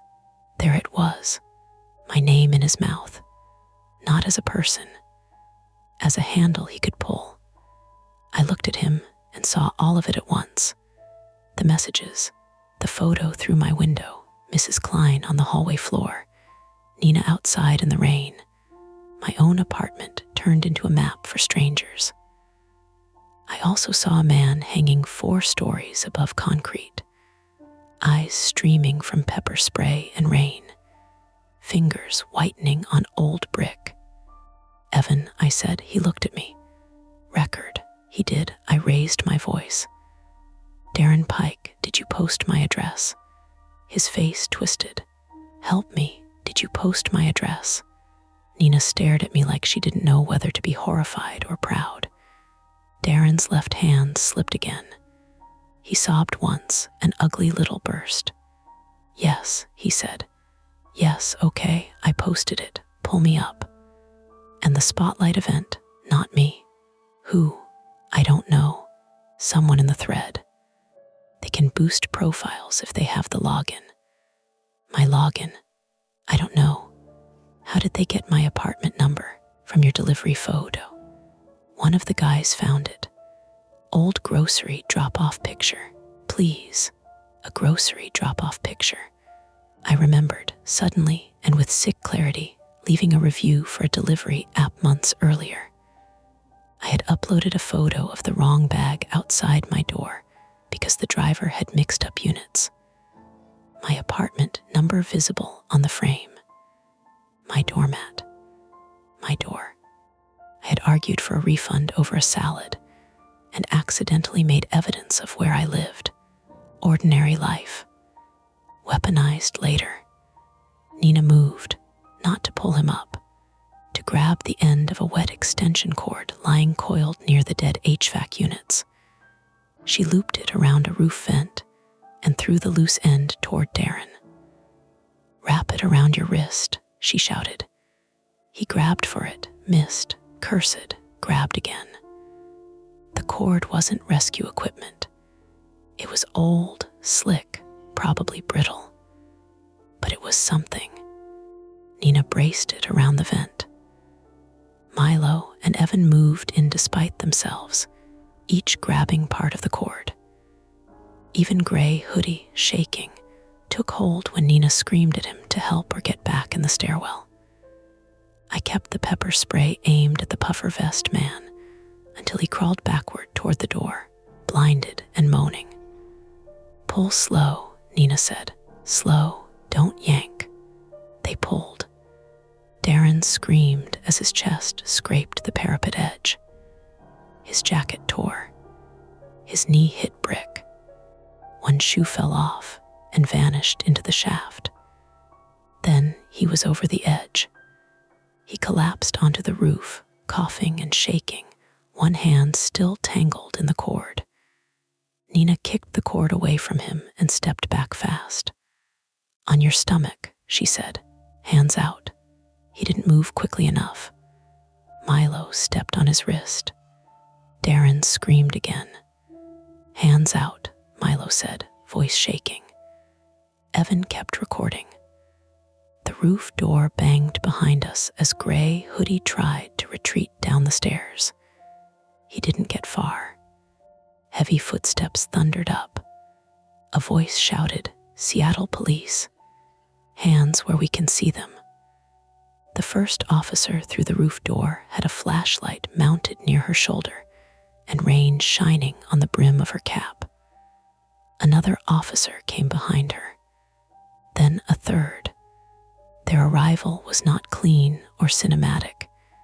It was messy, loud, confusing. Everyone yelled at once. I dropped the pepper spray because an officer told me to drop what was in my hand. Nina shouted that she was a nurse. Evan shouted that he had evidence. Milo shouted that Darren was the one with the tire iron, though the tire iron was 4 stories below in the shaft. The puffer vest man was still retching. Gray Hoodie tried to say he thought it was a party. I got shoved gently, but firmly to my knees. So did Nina.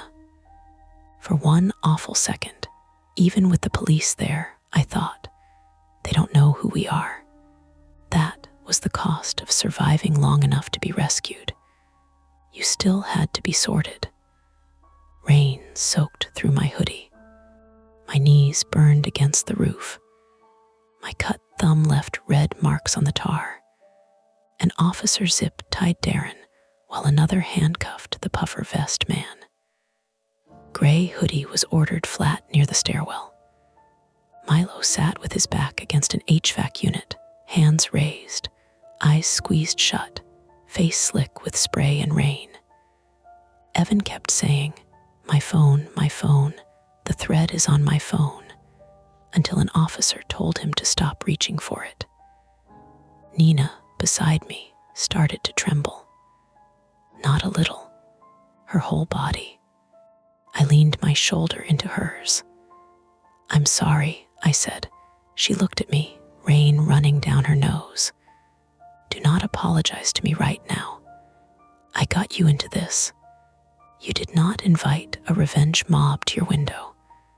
The words should have helped. They didn't. Across the gap, my apartment window was still open. The blind moved in the rain. My kitchen light was dead. My front door was broken inward somewhere beyond the walls. My cereal box still open on the counter. My life sitting there in the dark like a room someone had searched. An officer crouched in front of me. "Claire Huxley," I nodded. "Medics are downstairs. We're going to get you checked out." "Mrs. Klein," I said. "Apartment 3B, she fell, or someone pushed her. We have officers with her. Is she alive?" The officer's face softened, but did not give me enough. "She's conscious." I closed my eyes. That was something, not enough, something. Darren rolled his head toward me as they hauled him upright. His face was gray now, shocky, stripped of performance. One eye barely opened. His wrists were cuffed behind him. He looked smaller without the tire iron. "This went too far," he said. I almost answered. "Nina did it for me." It started too far. They took him through the roof door, then the others, then Evan, not cuffed yet, but escorted. Milo too, because nobody on that roof got to simply walk away and tell their own version first. As Milo passed, he looked at me with his swollen eye and said, "I'm sorry I came inside." I didn't know what to do with that, so I said nothing. The roof emptied slowly until it was only officers, Rain, Nina, me, and the dead HVAC units. My phone was gone dark in my pocket. My hands hurt. My ribs hurt. My throat felt scraped from shouting over alarms. The conflict was over in the official sense. Men detained. Police present. The thread captured on Evan's phone and Mrs. Klein's hallway camera. The app, the group, the posted address, all of it had moved from nightmare to evidence. But when an officer helped me stand, I looked across the gap one last time, at my bedroom fire escape.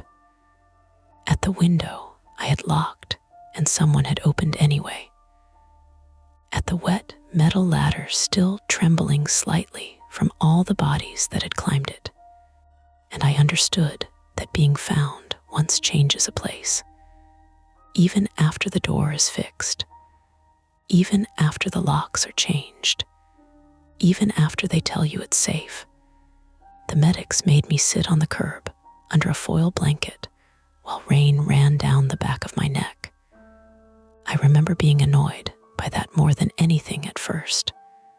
Not Darren, not the hand at my window, not the way my apartment door had looked hanging open when the officers finally walked me past it.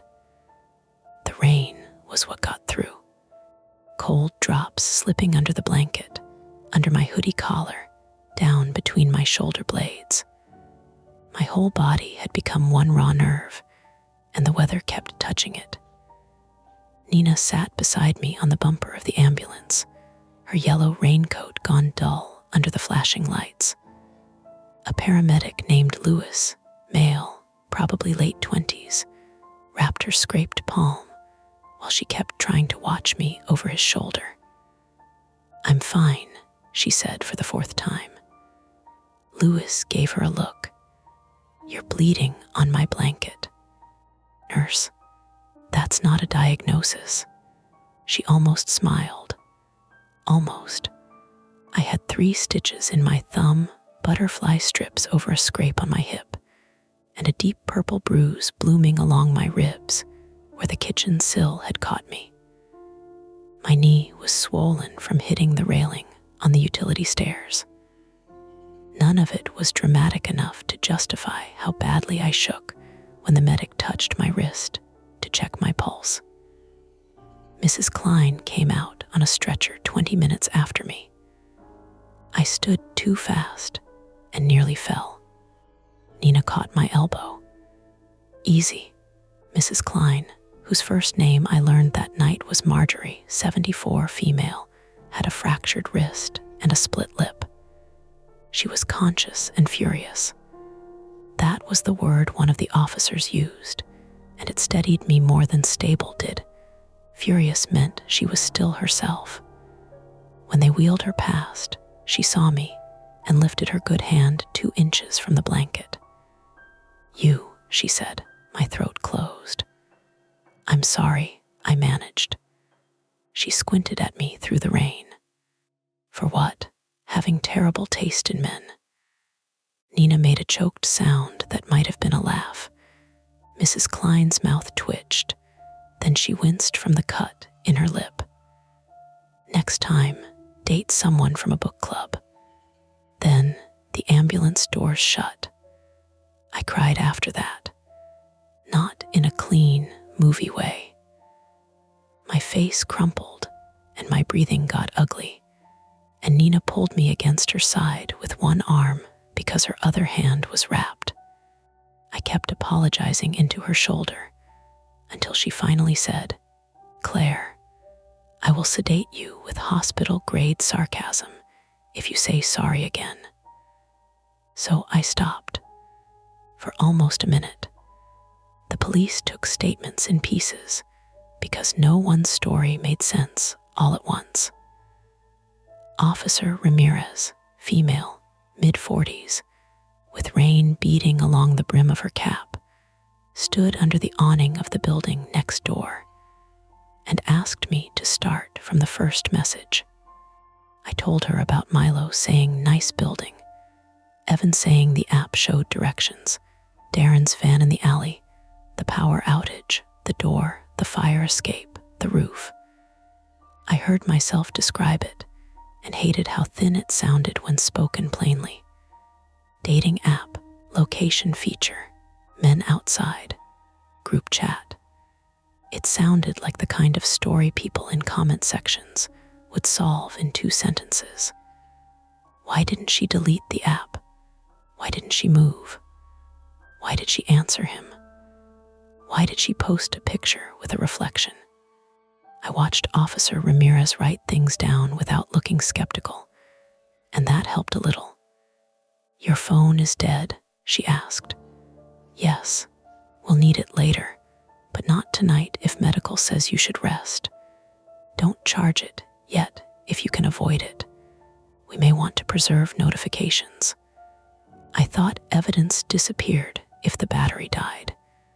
Usually not, but let us handle it carefully. Let us handle it.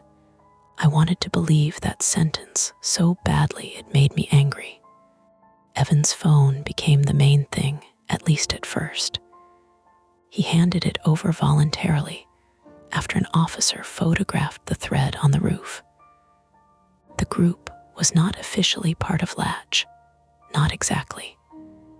It was a private messaging channel where men from several dating apps posted women's profiles, complaints, screenshots, and what they called near misses.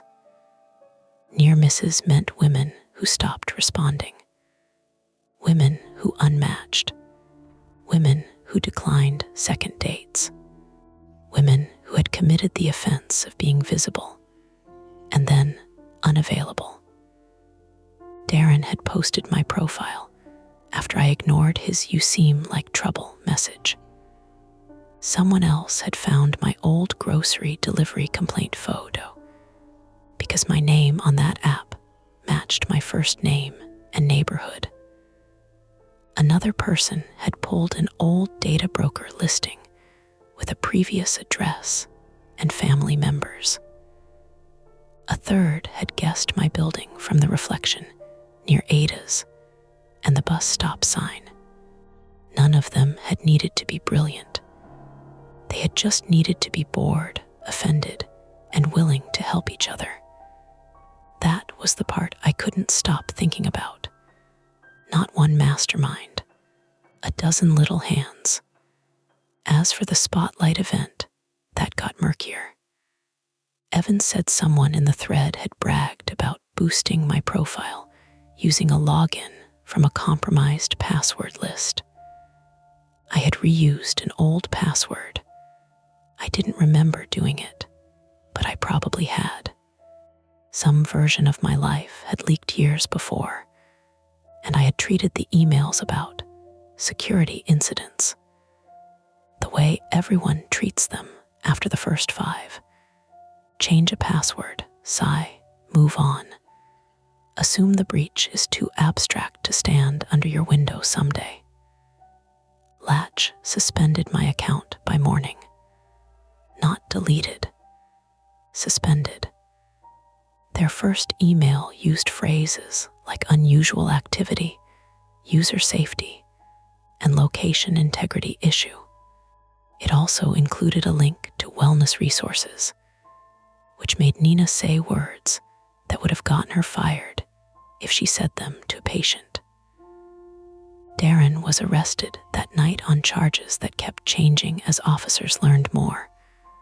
Burglary, harassment, stalking, assault for Mrs. Klein's wrist, unlawful possession of burglary tools because of the tire iron.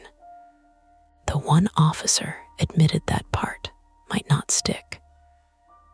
2 other men were detained and released pending investigation. Puffer vest man turned out to be named Todd Mercer, 34 male, a warehouse supervisor from Kent who told police he thought he was attending an after-hours singles thing. Gray hoodie was Aaron Voss, 31 male, a bartender from Fremont who said he just wanted to see if it was real. That phrase appeared in the police report. Just wanted to see if it was real, as if I were a rumor. Milo was not charged that night. He had entered the building without permission, yes, but he had also sent screenshots from Mrs. Klein's phone to 911, tried to keep Darren from my door, and stayed on scene. He gave a statement, declined medical treatment for his eyes until an officer made him rinse them, and left with his sister around 3 in the morning. Before he left, he asked an officer to ask me if he could apologize. I said no, not because I thought he was the same as Darren, because I was too tired to make space for his guilt. Evan was more complicated. He had been part of the group. He insisted he rarely posted and mostly lurked, which did not improve my opinion of him. But he had warned me, recorded Darren's confession, surrendered his phone, and later gave detectives names tied to usernames. He also admitted he had gotten my phone number through the thread, not through some noble emergency trick. He had copied it from a screenshot someone else posted. When Officer Ramirez told me that, Nina said, so he used the same violation to warn her about the violation. Ramirez capped her pen. That is one way to describe it. I did not see Evan again that night. I did not want to. At 5 in the morning, Nina drove me to her apartment in Ballard because mine was no longer a place I could sleep. Her car smelled like coffee, antiseptic wipes, and the peppermint gum she chewed on night shifts. The rain had softened to mist. Seattle looked rinsed and indifferent, all black road shine and traffic lights blinking red where the outage still hadn't been fixed. We didn't talk much. My borrowed hospital blanket scratched my chin. Nina drove with both hands on the wheel, even though one was bandaged. Every few blocks, she checked the mirrors. You're doing that because of me, I said. I'm doing it because I have eyes. That's not an answer. It's the answer you're getting. At her apartment, her cats, Cyclone and Drizzle, inspected me with the grave suspicion of tiny landlords. Nina made toast neither of us ate. I showered in water too hot for my skin and found bruises I hadn't felt yet. One on my shoulder, two along my thigh, fingerprints on my forearm from where Nina had grabbed me to keep me from falling. I stared at those longest. Proof of rescue could look like proof of harm if you didn't know the story. By noon, my landlord had texted that the door would be replaced as soon as possible. By 2, he asked whether I had renter's insurance. By 4, Nina took my phone to a repair shop because the corner of the screen had cracked and the charging port had gotten wet.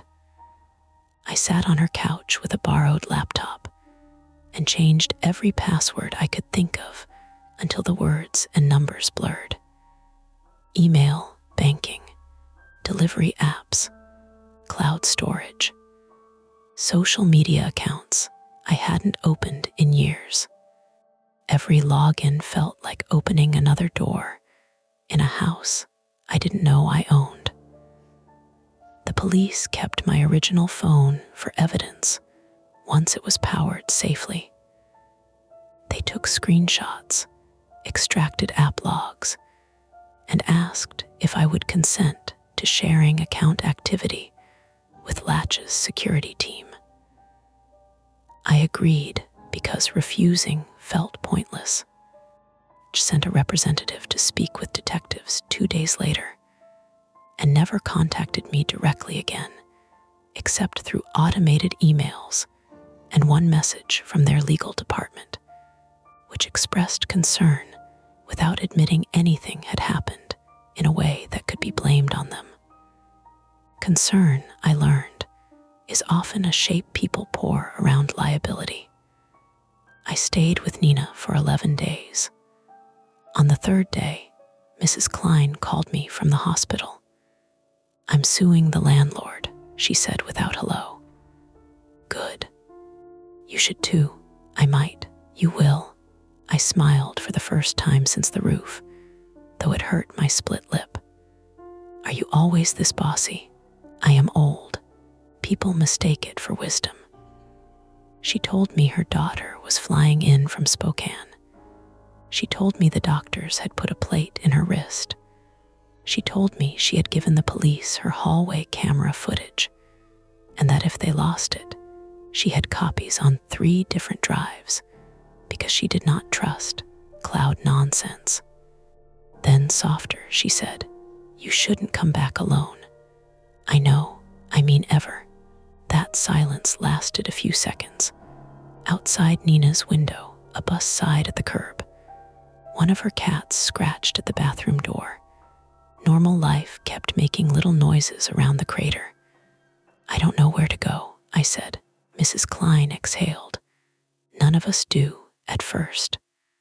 I moved out of my Capitol Hill apartment 2 months later. Not immediately. Immediately was impossible.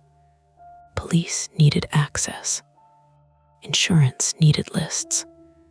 The landlord needed arguments. I had to pack my dishes, my rain boots, the Mount Rainier print, the cereal box still sitting open on the counter because nobody had thrown it away. And somehow that made me furious. Nina came with me the first 3 times. Her brother came the 4th. A locksmith changed the door and window locks, though I never believed in them again the same way. The bedroom window was repaired.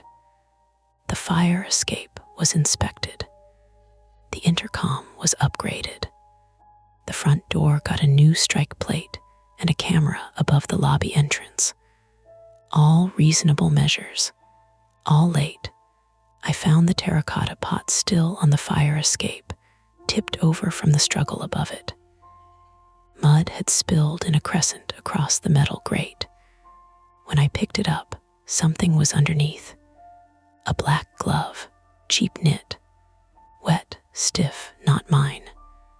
called Officer Ramirez, who sent someone to collect it. She told me gently that it might have been there for months. A contractor, a tenant, anyone maybe. That was the unresolved thread I kept in my mouth like a sore tooth. Darren had been arrested. Evan had given names. Latch had suspended accounts and promised cooperation. Todd and Aaron were being investigated. The thread had been preserved, but the person who actually extended the spotlight event, the one who might have used my login, was never identified with certainty. Usernames vanished. Accounts deleted. One IP address led to a coffee shop. Another to a VPN. The internet, it turned out, was very good at producing hands without bodies. The glove tested for nothing useful, or nothing anyone told me about. 6 months later, I live in a small apartment in West Seattle with a view of a parking lot and a slice of water if I lean over the sink. I chose it because the windows are high, the entry has a fob, and the bedroom does not face a fire escape. I work from a coworking space 3 days a week now. Not because I became brave, because being alone indoors all day started to feel like holding my breath. Nina still checks my location when I go on walks, but only because I share it with her on purpose. Mrs. Klein sends me articles about tenant rights and occasionally photos of her wrist scar, which is exactly as unsettling as it sounds. Milo wrote one email through the victim advocate. I didn't read it for 3 weeks. When I did, it was short. He said he had convinced himself entering the building was protective because he liked being the kind of man who helped. He said he understood now that wanting to be helpful was not the same as being safe. I did not answer. Evan testified at Darren's preliminary hearing. I watched remotely with my camera off.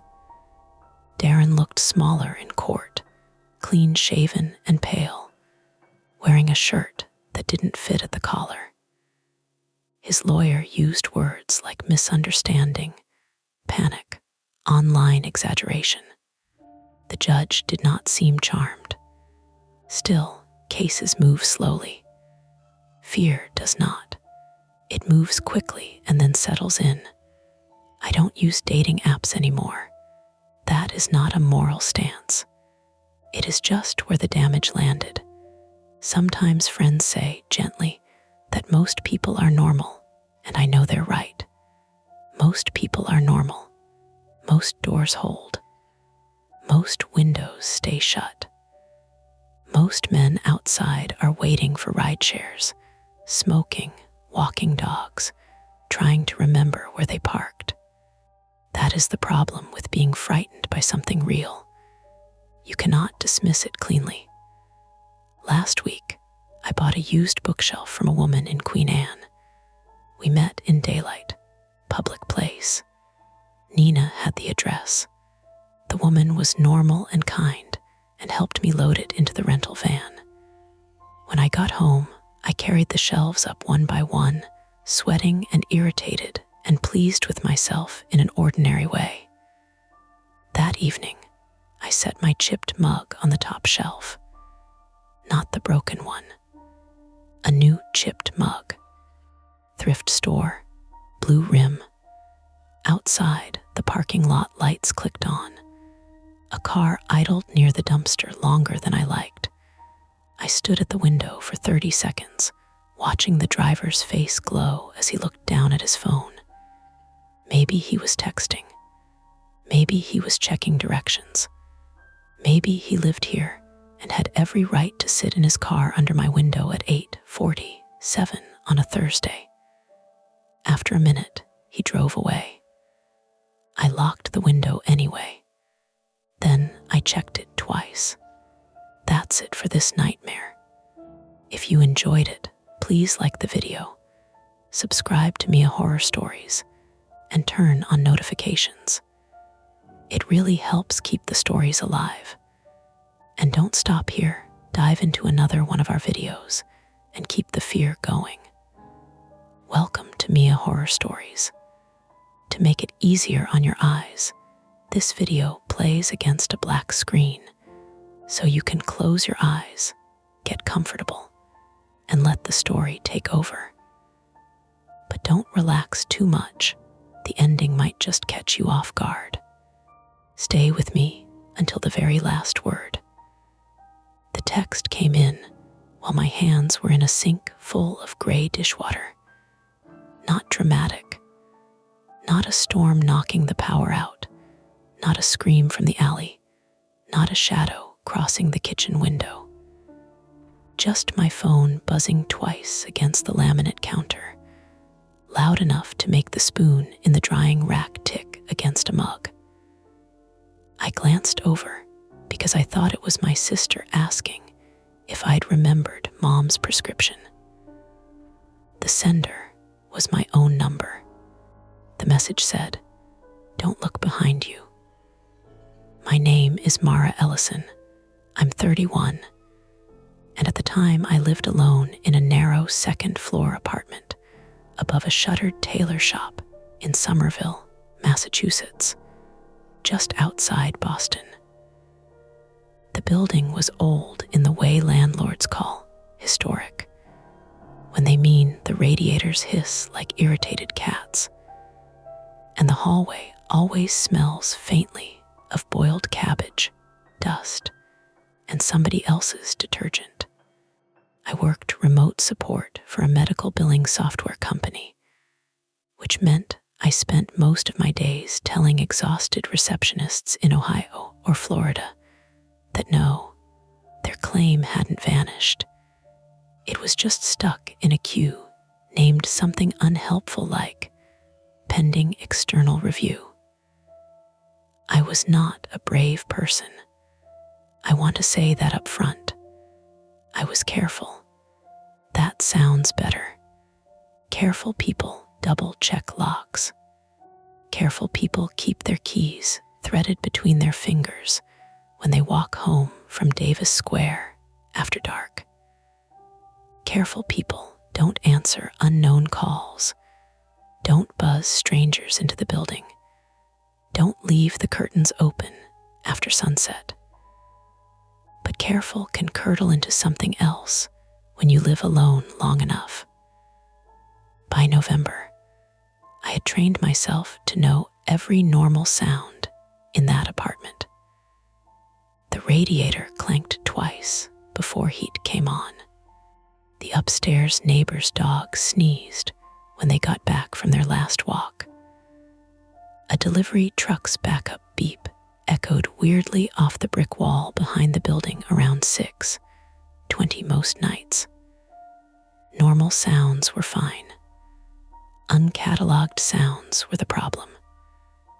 That evening, the kitchen smelled like lemon dish soap and burnt garlic from a pasta sauce I'd ruined because I'd taken a work call during dinner.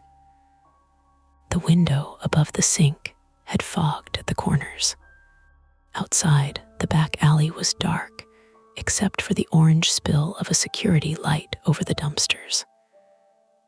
Rain had fallen all afternoon and left everything shining: trash bags, fire escapes, the black rails of the back stairs. I stared at my phone. For a second, my brain tried to make the text into something else. A scam, a glitch, some carrier nonsense where numbers spoof themselves. I'd read about that. Everybody had. You got calls from your own number sometimes. Automated voices warning you about your car warranty or your social security number being suspended, as if the government would contact you like a hostage negotiator. A text was different. I dried one hand badly on my sweatpants and picked up the phone. The message sat there in the thread under my own contact card, the little gray circle with my initials, M.E., beside it. Above it were old reminders I'd sent myself months earlier. Cancel gym trial, buy Cumin, call dentist.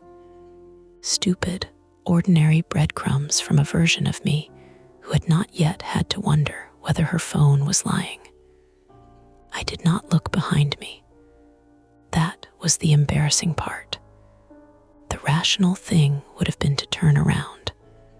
A kitchen in a locked apartment. 2 steps to the table. 3 to the hallway.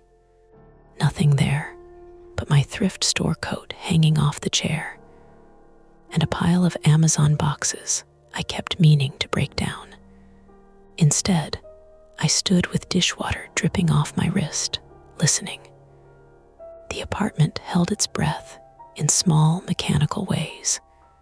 The refrigerator clicked. The radiator knocked once from the bedroom. Water slid down the sink drain with a soft, wet gulp. Somewhere in the wall, a pipe ticked as it cooled. Then my phone buzzed again. My thumb twitched so hard I nearly dropped it. Another message from my own number. Seriously, don't. I turned then. Too fast. My hip hit the cabinet handle, and pain flashed bright and stupid through my side. The kitchen behind me was empty. The little round table was shoved against the wall, my coat draped over one chair, a tote bag slumped on the floor with a library book sticking out of it. The hallway beyond was dim because I hadn't replaced the bulb in the ceiling fixture. Just the weeknight light plugged near the bathroom door, casting a yellow wedge on the floorboards. No person, no movement. Still, my eyes went to the bedroom doorway. The door was half open. I always left it half open. That did not help. I backed out of the kitchen with my phone in one hand, and the wet dish towel in the other like it had suddenly become useful. My heels squeaked on a damp spot. The sound was tiny, but in that apartment it felt rude. Okay, I said aloud, because talking made things less shapeless. That's cute. My voice sounded dry. I opened the thread and typed back before I could think better of it. Who is this? The message turned blue immediately. Sent. The typing bubble appeared. That was the moment I stopped pretending it was a carrier glitch. 3 dots pulsed at the bottom of the screen. Slow, patient, like whoever or whatever account, app, bot, person with too much time was on the other end knew I was watching. Then the reply came. You know who this is? No, I whispered. I really don't.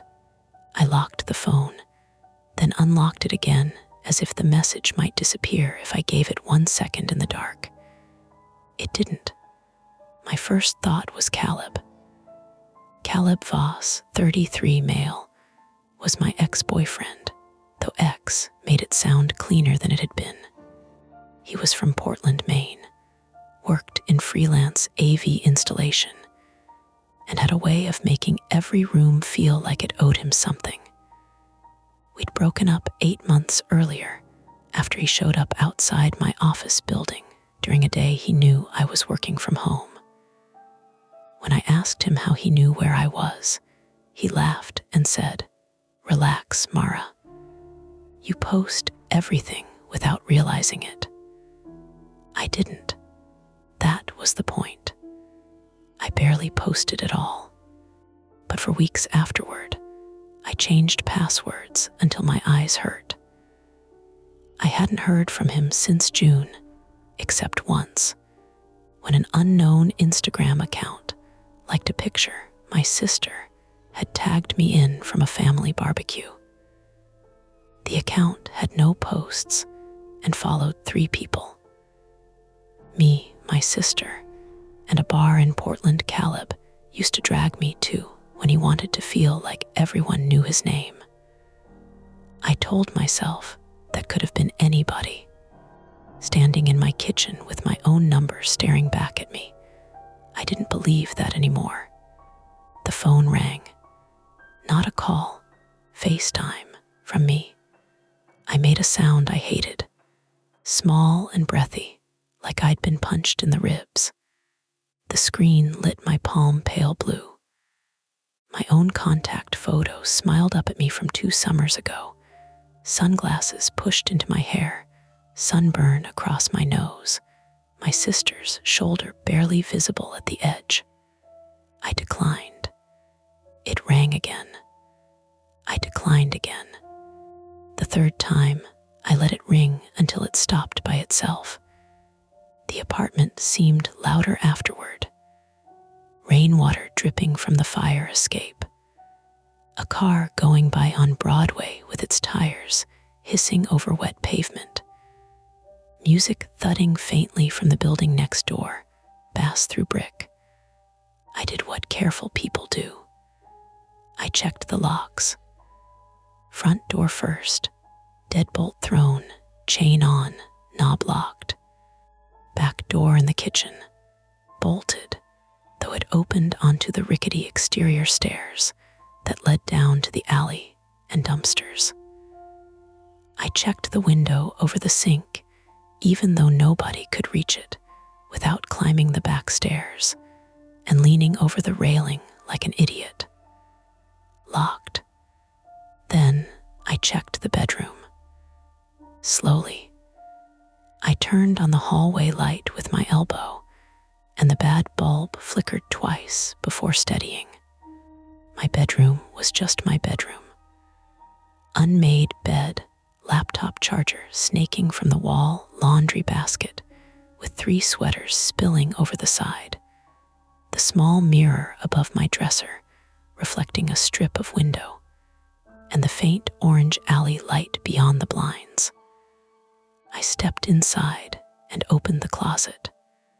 Shoes, a laundry hamper, a vacuum I never used because the neighbor downstairs complained about noise after 9. Under the bed, dust, 1 missing sock, an empty LaCroix can that had rolled there at some point and condemned me silently for my lifestyle. Nothing. By the time I came back to the kitchen, my wet hands had gone cold. The dishwater had drained away, leaving noodles stuck to the basin like pale worms. I laughed once at the thought, sharply, and immediately wished I hadn't. It sounded rehearsed. The phone buzzed again. Good. I almost threw it. Instead, I placed it face up on the table and backed away. My pulse had settled into an ugly rhythm in my throat. I could see my reflection in the black microwave door behind the phone, my hair in a messy clip, old gray sweatshirt, 1 sock darker than the other, because I dressed like someone who believed no one was watching.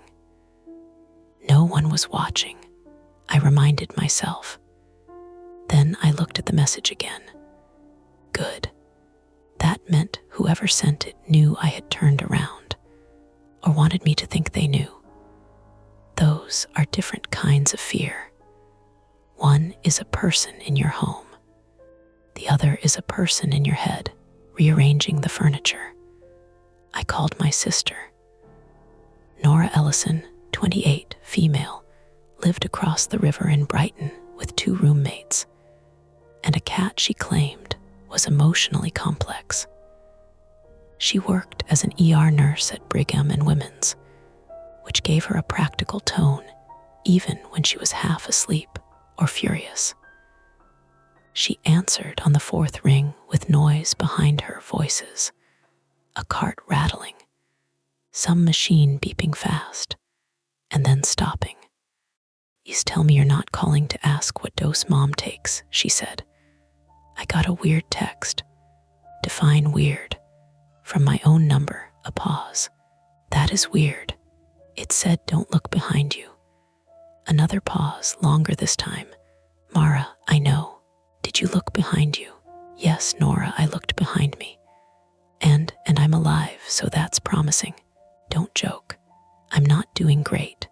Her voice shifted, the nurse tone dropping into sister. "Are you alone?" "Yes." "Door locked?" "Yes." "Windows?" "Yes." "Any sign someone got in?" "No." "Okay. Then it's probably spoofing.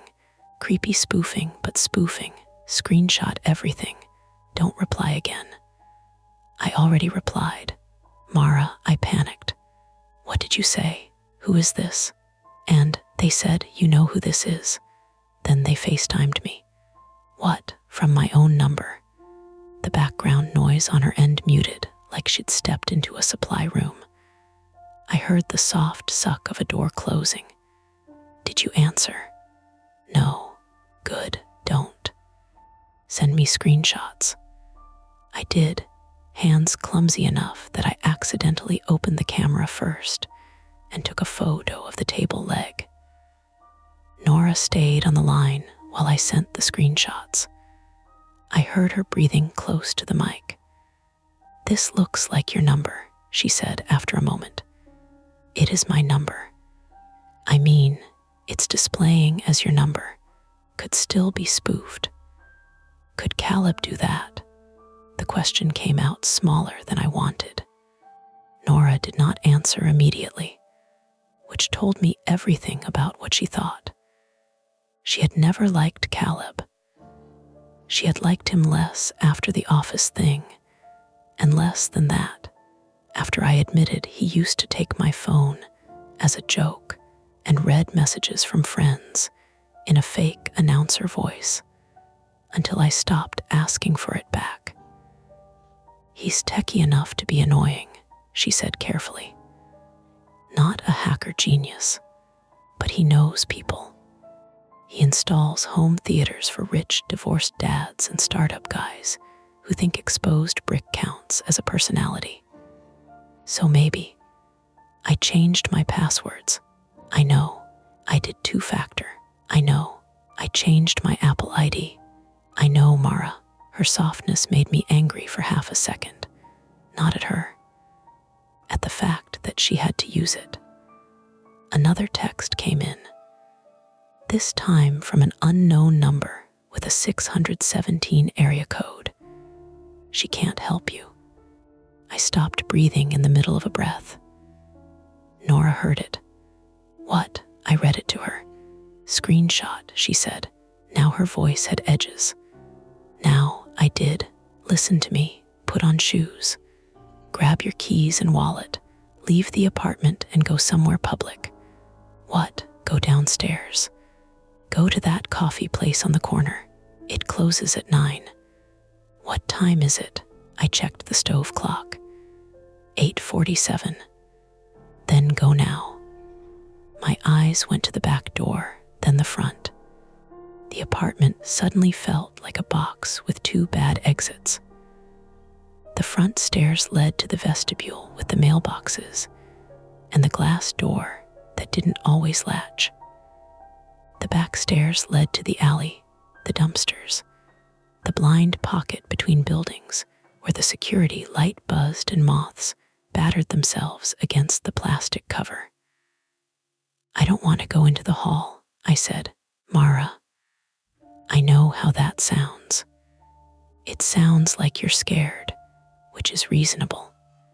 Staying there alone while someone is messing with you is not safer. What if they're outside? Then being in public is better than being inside guessing." There was a knock at my front door. Not loud, not theatrical, 2 taps. The kind a neighbor makes when they want to borrow a corkscrew. I froze so completely that Nora had to say my name 3 times before I answered. "Someone S at the door," I whispered. "Do not open it." "I'm not." "Look through the peephole." "I can't." "Mara, look through the peephole."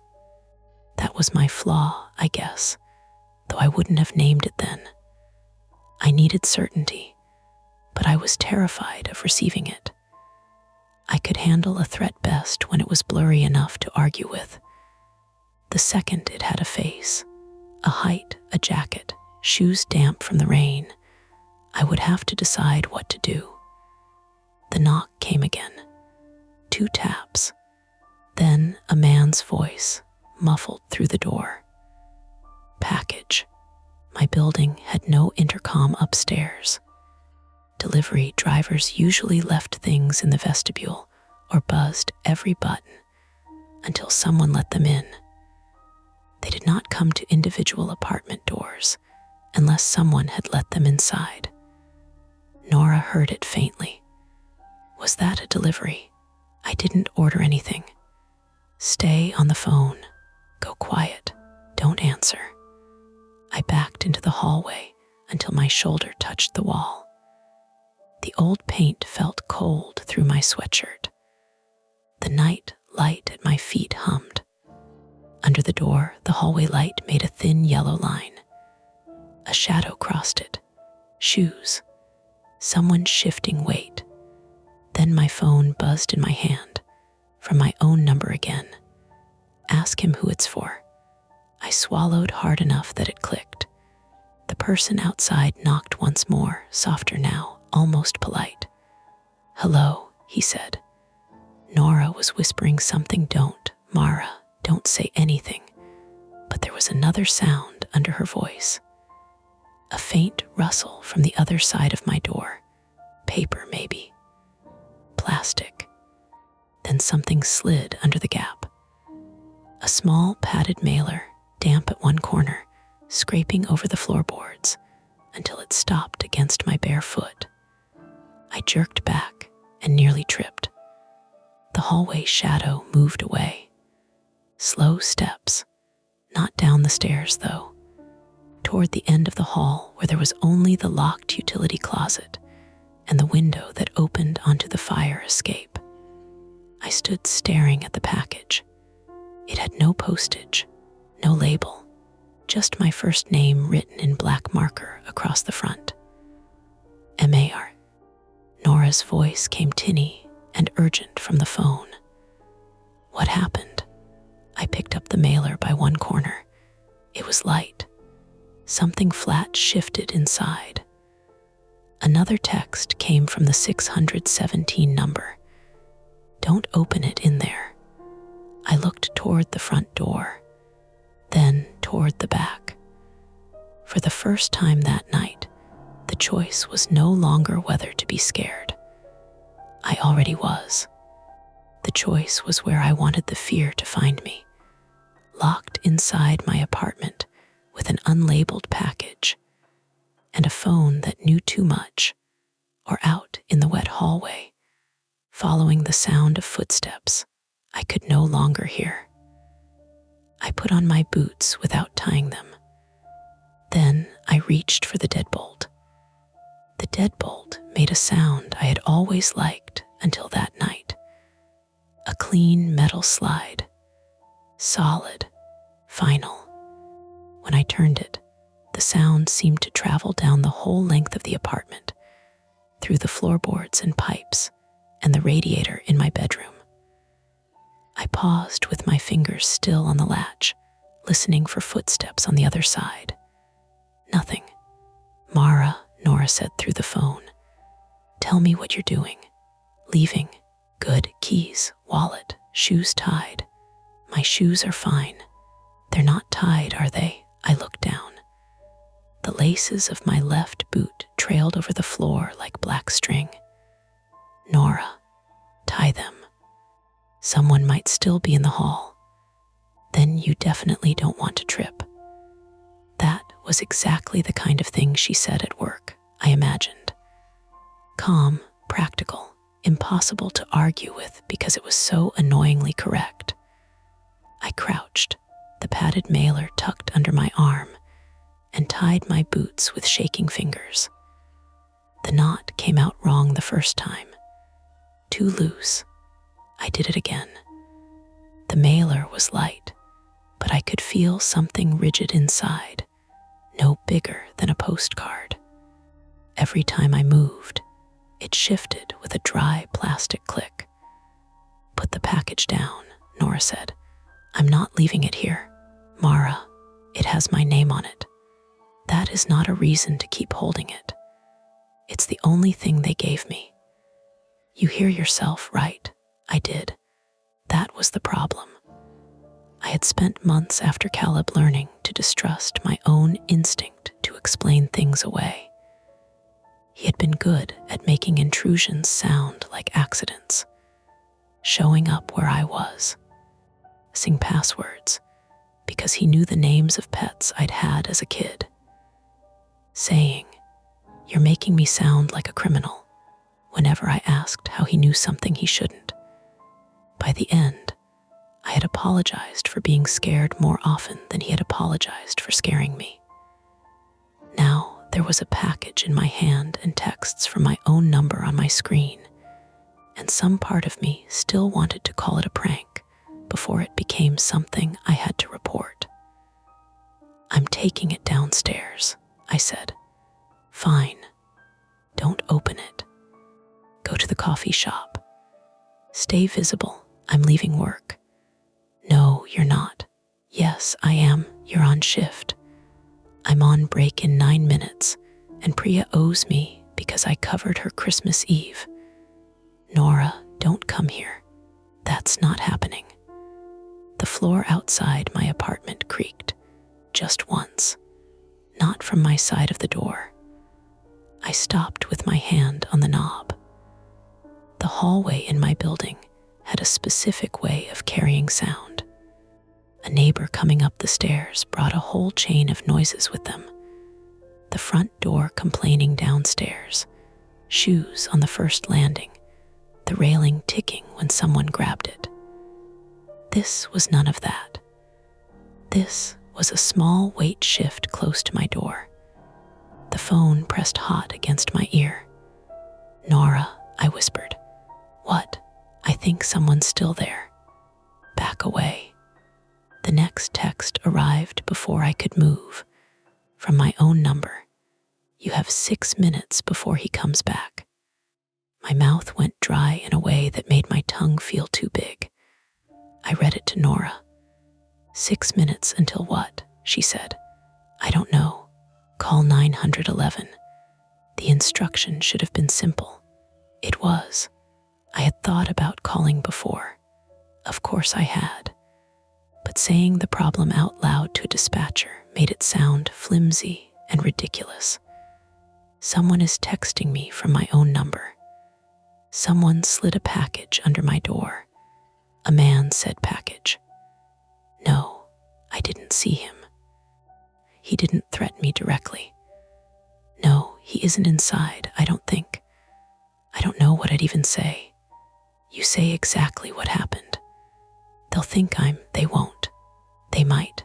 Mara, I have watched people call 911 because they took 2 edibles and forgot how spoons work. You are allowed to call. That almost made me laugh. Almost. Then another sound came from outside. Not a step. A tap.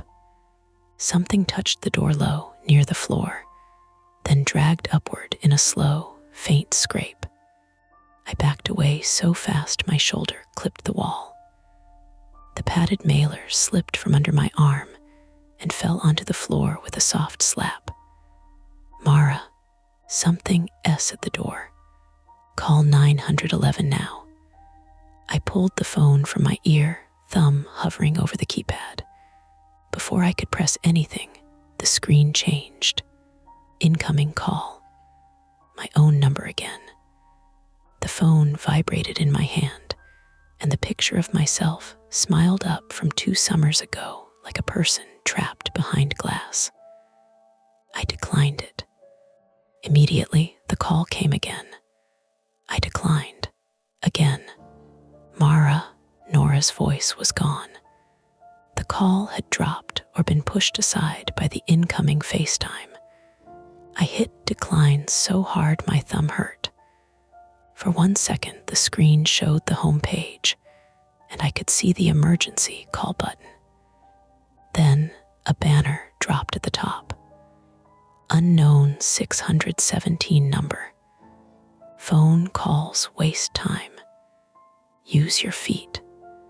I stood in the hallway of my apartment, not moving, because my body had become the exact thing Nora always accused it of becoming in emergencies.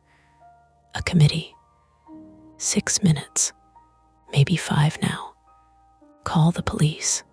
Open the door. Stay inside. Run out the back. Don't open the package. Open the package. Text Nora. Don't text back.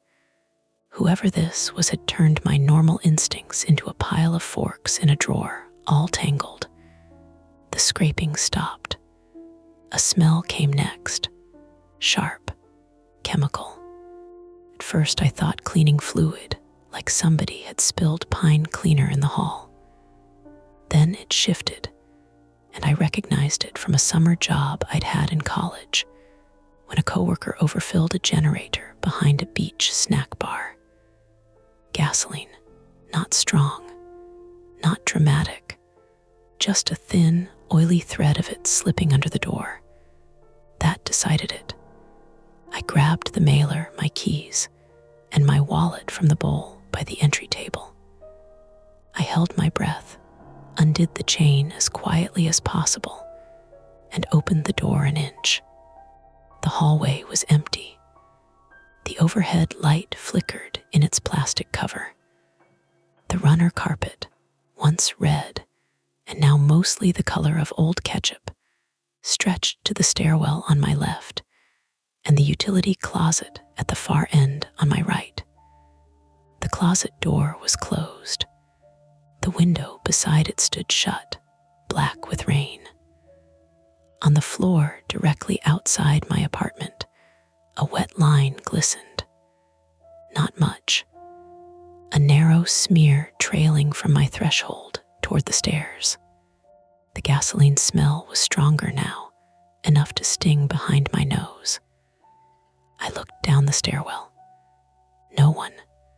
From somewhere below came the thump of the building's front door, and a woman's voice muffled by distance. "Hold on, I've got it." My neighbor, Mrs. Donnelly, 72, female, lived on the first floor with a radio always tuned to WBZ, and a habit of leaving mail on the stairs if she thought it wasn't hers.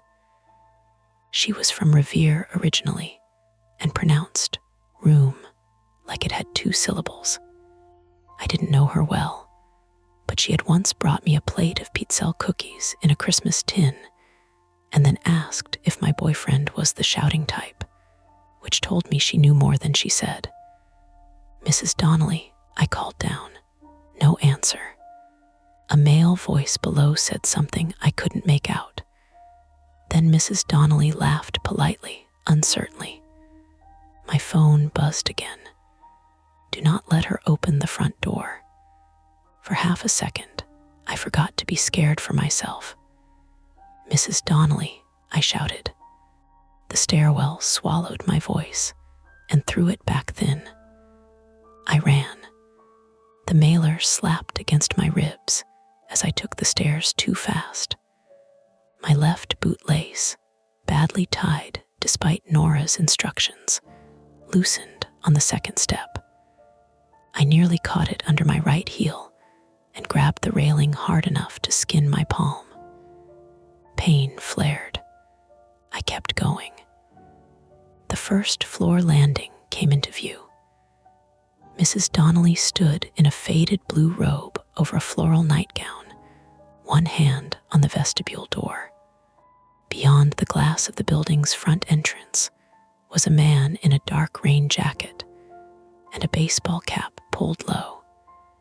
His face was blurred by rain on the glass and the yellow porch light behind him. He held a cardboard box against his hip. Mrs. Donnelly looked up at me, startled. "Mara, don't open it," she blinked. "What? Don't open the door." The man outside lifted one hand. He was smiling, I think. Or maybe the wet glass made his mouth look bent. "Package for Ellison," he called. His voice was different now. Less muffled than upstairs, but the same shape. Flat vowels, local maybe. Boston enough to flatten certain words, but not enough to make it obvious. Mrs. Donnelly's hand tightened on the vestibule latch. He says it's for you. I didn't order anything. He has a box. Please step away from the door. My tone came out too sharp. Mrs. Donnelly drew back, offended before she was afraid. Well, I was only trying to help. I know, I'm sorry. Please. The man knocked on the glass with 2 knuckles. 2 taps. The exact rhythm from upstairs. Not loud, polite. Mrs. Donnelly heard it too, because her face changed. Not fully frightened yet, but cautious, the way older women get when a man outside a door is too calm. You leave it there, she called. The man tilted his head. Can't, he said. Needs signature. No, it doesn't, I said. He looked at me then. I still couldn't see his eyes clearly. The brim of the cap shadowed them, and rain traced bright lines down the glass. But his head turned directly toward me, and I had the awful sense that he had been waiting for me to appear exactly there, on the stairs, barefoot panic wrapped in boots and a sweatshirt. My phone buzzed. From the 617 number. Good girl. I hated those words so violently that it pushed me past frozen. I opened the camera and took a picture of him through the glass. The flash went off. The man flinched. Just a little. Then he stepped back from the door. Mara, Mrs. Donnelly said very quietly, what's happening? I don't know. Is that Caleb? The question hit me sideways. You know Caleb? I saw him out front twice last spring, she said. Sitting in a gray van, smoking. I thought you knew. I stared at her. The man outside turned away from the glass, moving toward the sidewalk. I grabbed the inner vestibule handle. Mrs. Donnelly caught my wrist with surprising strength. No. I need to see where he goes. You need to not be stupid. He might be Caleb. Then you especially need to not be stupid. She was right. I knew she was right. But the flaw in me, the ugly little hinge inside my ribs, had already swung open. I needed certainty. I needed to know if my old fear had a familiar face, because if it was Caleb, then at least the nightmare had edges. At least it belonged to a past I understood. The man reached the curb. A white van sat across the street under a maple tree stripped nearly bare by November. No markings. No company logo. Its headlights were off, but the engine was running, exhaust drifted pale in the rain. Mrs. Donnelly's grip tightened. Call the police, she said. I'm trying. I was not trying, not yet. I was watching the van. The man opened the passenger door. Someone sat in the driver's seat. Only a silhouette, broad shoulders. Head angled down toward a lit phone screen. My phone buzzed again. 3 minutes. I hit 911. The call connected on the second ring. 911. What is the address of your emergency? The dispatcher's voice was calm, female, professional. So normal it almost broke me. I gave the address too fast, stumbled over the apartment number, then corrected myself. What's happening there? There's a man outside my building, pretending to deliver packages. I'm getting threatening texts from my own phone number. There's gasoline in the hall. I think someone may have poured gasoline outside my apartment door. The word gasoline changed things. I heard it in the dispatcher's silence, not doubt exactly, but a sharper kind of attention. Are you inside the building now? Yes, first floor. How many people are with you? One neighbor, elderly woman, Mrs. Donnelly. I need you both to leave the building if it is safe to do so. The van's passenger door closed. The man stayed on the sidewalk, looking back at the building. "Is it safe?" the dispatcher asked. "I don't know. Is there visible fire?" "No. Smoke. No. Strong gasoline odor." "Yes, upstairs." "Do not go back upstairs. Exit if you can do so without approaching the person outside." The front door was the only proper exit from the first floor. There was a back door through Mrs. Donnelly's kitchen, but that meant going into her apartment and through the rear, where the alley sat under that buzzing security light. I thought of the back stairs outside my own kitchen, the dumpsters, blind pockets between brick walls. "My neighbor has a back door," I said. Mrs. Donnelly looked at me. "It sticks." "What? The back door?" "It sticks when it rains." Of course it did. The dispatcher asked for descriptions. I gave what I could: male, dark jacket, cap, white van, maybe Massachusetts plates, but I couldn't read them. Mrs. Donnelly whispered the cross street, then corrected my description of the van. "Not white," she said. "Light gray, Ford Transit, I think. My son rents them for work." A text arrived while I was still on the emergency call, from my own number. "You shouldn't have done that." Then, immediately after, from the 617 number. "Now he has to hurry." The van's driver's side door opened. The person in the driver's seat stepped out. Even through the rain, even across the street, I knew his posture before I knew his face. Caleb always stood like he wanted the world to make room around him. Feet wide, shoulders loose, chin slightly lifted, as if every conversation began with someone owing him an explanation. He wore a dark hoodie under a work jacket, and his hair was shorter than before. But it was him, Caleb Voss. Mrs. Donnelly whispered, "Jesus." My hand tightened around the phone. The dispatcher was asking me if I still had visual contact, and I answered yes, without looking away. Caleb did not cross the street. He didn't need to. The first man jogged back to the van and slid the side door open.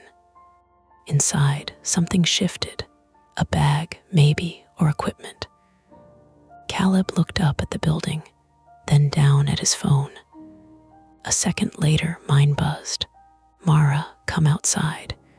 We need to talk before this gets worse." That text came from Caleb's real number. I had deleted the contact, but not the memory of the digits. "There are 2 men now," I told the dispatcher. "One is my ex, Caleb Voss. He has a history of stalking me." Mrs. Donnelly made a small hurt sound, like she wished she had asked more questions months ago. "I have officers and fire responding," the dispatcher said. "Stay on the line. Move away from the front door. Can you and your neighbor shelter in the rear of the building?" Mrs. Donnelly had already pulled her keys from the pocket of her robe. Her hands shook so badly the ring jingled. "Come on," she said. "Kitchen." We moved through her apartment, and the change from the stairwell to her home was so jarring I almost couldn't process it. Lace curtains, a crocheted blanket folded over the couch, the thick smell of coffee that had sat too long on a warmer, a television muted with captions crawling across a local news segment, ceramic angels on a shelf, all of them staring outward with painted blue eyes. Mrs. Donnelly locked the apartment door behind us. "Back door S through here." The kitchen was narrow, yellow lit, and too warm. A saucepan sat soaking in the sink. On the back door, rain tapped against the small square window. Mrs. Donnelly reached for the deadbolt, twisted it, then pulled. The door did not move. She pulled harder. The wood groaned. "You've got to be kidding me," I said. "Told you." The dispatcher asked what was happening. "Back door is stuck." "Is there another exit?" "Windows," Mrs. Donnelly said. "Kitchen window to the alley, but it's high. And I'm not climbing out a window at my age, unless the Virgin Mary herself tells me to." A hard bang sounded from the front of the building. Not a knock this time. Mrs. Donnelly inhaled sharply. The dispatcher told us again to stay away from the front. Another bang. Then glass cracked. The sound moved through the apartment like ice splitting on a pond. Mrs. Donnelly's face emptied. "That was the vestibule," she said. My phone buzzed. From Caleb. "You always make things harder than they need to be." Then from my own number. "Open the package. You need what's inside." I looked down at the padded mailer still clutched in my hand. For a wild second, I had forgotten it existed. "Don't," Mrs. Donnelly said. "I know." But the front of the building banged again, and something heavy scraped against the inner door. The smell of gasoline had followed us faintly, threaded through the hallway, and under Mrs. Donnelly's locked apartment door. If Caleb or the other man had poured it upstairs, maybe they only meant to scare me. Maybe they wanted me moving where they could see me. Maybe the countdown was a bluff. Or maybe the problem was real and timed, and the only person giving me instructions was also the person steering me into them. That was the trap. My fear wanted certainty. The situation offered none. Nora's call broke through again, buzzing over the emergency call as call waiting. I couldn't answer without disconnecting from 911. Her name pulsed at the top of the screen, frantic and ordinary. Outside Mrs. Donnelly's front door, someone tried the knob. Slow turn. Stop. Slow turn the other way. Mrs. Donnelly picked up a cast iron pan from the stove with both hands. I tore open the mailer.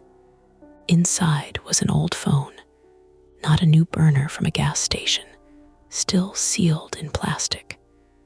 An old iPhone with a cracked corner and a dead black screen. Mine. The one I had lost 8 months ago during the breakup, after Caleb packed his things and left my apartment with a duffel bag, a speaker I had bought, and the last version of me who still thought privacy was something people gave back when asked. A yellow sticky note was taped to the screen, written in my own handwriting, or close enough to make my knees weaken. Passcode still works. 2 minutes. Mrs. Donnelly whispered, "Mara." From the front room came the sound of wood splintering around the lock. The dispatcher's voice snapped through the phone. What was that sound? I stared at the old phone in my palm. I knew the passcode. Of course, I knew the passcode. And that was the complication Caleb had built for me with perfect cruelty. To get whatever was inside, I had to turn on a device he had stolen, maybe altered, maybe loaded with something meant to track or trap me. While 2 men were breaking into a 72-year-old woman's apartment, and the hallway upstairs smelled like gasoline. The screen blinked faintly as I pressed the power button. Then lit. The old iPhone woke up like it had been holding its breath. Apple logo first. White on black. A little ghost of a crack spidered across the upper right corner, exactly where I remembered it from when I dropped it on the sidewalk outside Harvard Vanguard 2 winters ago. My thumb hovered over the screen while Mrs. Donnelly stood behind me with the cast iron pan raised in both hands, the way somebody might hold a church collection plate if they expected it to bite. From the front of her apartment came another wooden crack. Not the outer vestibule now. Closer, her apartment door. "Mara," the dispatcher said through my current phone, "I need you to tell me what's happening. They're trying to get through my neighbor's door. Can you barricade it?" Mrs. Donnelly answered before I could. "With what, my doilies?" Her voice had a tremor in it, but the sarcasm was real, and somehow that made me feel worse. She shouldn't have had to be brave in a robe and slippers because my ex-boyfriend had decided my life was still available for him to enter. The old phone brightened. "Enter passcode, 4 dots, 4 numbers." I hadn't used that passcode in 8 months, but my hand knew it before my mind admitted I did. Caleb used to tease me for using dates. He said anybody who cared enough could guess me in 5 tries. I typed it. The phone unlocked. For 1 second, nothing happened. Just my old home screen, frozen in a time capsule. A weather widget for Boston. A photo of Nora's cat as the wallpaper. App icons arranged in the same anxious little folders I'd made because clutter on a phone made me feel like a person whose life had no handles. Then a video opened by itself. Not a call, not Liv. A saved file. The first frame showed my own apartment bedroom. My bed, my dresser, the crooked mirror, the blinds drawn but not fully closed, the orange alley light leaking through in thin stripes. The video was time-stamped that evening. 8:12 p.m. My stomach folded. Mrs. Donnelly leaned closer. "Is that your room?" "Yes." The video played without sound for 3 seconds. Empty bedroom. Dark. Then a man's shoulder crossed the frame. Dark hoodie. Gloved hand. He wasn't in the room long. He moved with purpose to the dresser, lifted something from behind the mirror, and disappeared. The camera angle was wrong. Too low, near the floor by the laundry basket. A hidden camera. I made a sound through my teeth that barely counted as speech. Another blow hit the apartment door. The chain rattled in the front room. The video stopped, then a note appeared on the old phone screen. Backstairs, alley, now. Below it was a countdown. 0141, 0140, 0139. I stared at it. The dispatcher was still talking. "Mara, officers are en route. Fire is en route. Stay on the line." Caleb had made the obvious choices poisonous. Stay inside, and the men at the front door got closer. Go outside, and we'd be where he wanted us. Use the old phone, and maybe he tracked us. Ignore it, and maybe we missed the one piece of information that mattered. Nora had said staying there alone wasn't safer. I hadn't believed how fast a building could stop feeling like shelter. "Back door," I said. "It's stuck," Mrs. Donnelly said. "We make it not stuck." That was our first attempt. Force the rear exit and get out into the alley before Caleb could get through the front. Mrs. Donnelly dropped the pan onto the kitchen table with a heavy iron clunk and grabbed the knob with both hands. I put my shoulder beside hers. The door was at the far end of her narrow kitchen, past the sink on the left, the stove on the right, the little square table shoved under a window. Beyond it was the small back landing, and 3 wooden steps down to the shared alley that ran behind our building, and the next 3 brick row houses, ending at a chain link gate beside the dumpsters. I could map it in my head because I had taken trash out there 100 times. That night, the map felt like a trap diagram. On 3, I said. 1, 2, we shoved. The door didn't open. It flexed in the frame and gave off a swollen wood groan. Again. This time my shoulder hit hard enough that pain bloomed down my arm. Mrs. Donnelly grunted, lost her footing, and grabbed the counter. The dispatcher asked if anyone was injured. I said no automatically, which was a lie, because my palm was still bleeding from the stair rail and my shoulder had gone hot and weak. A third impact came from the front. Wood splintered. Mrs. Donnelly's eyes flicked toward the sound. Again, I said. Mara, again. We hit the door together. Something popped. Not the lock. The top hinge shifted, and a sprinkle of old paint fell onto the linoleum. But the bottom of the door stayed wedged tight against the swollen threshold. The old iPhone vibrated on the counter. 0102. A message appeared. Not that door. Window. No, Mrs. Donnelly said immediately. The kitchen window was above the table, higher than my chest, with a storm window latched on the outside.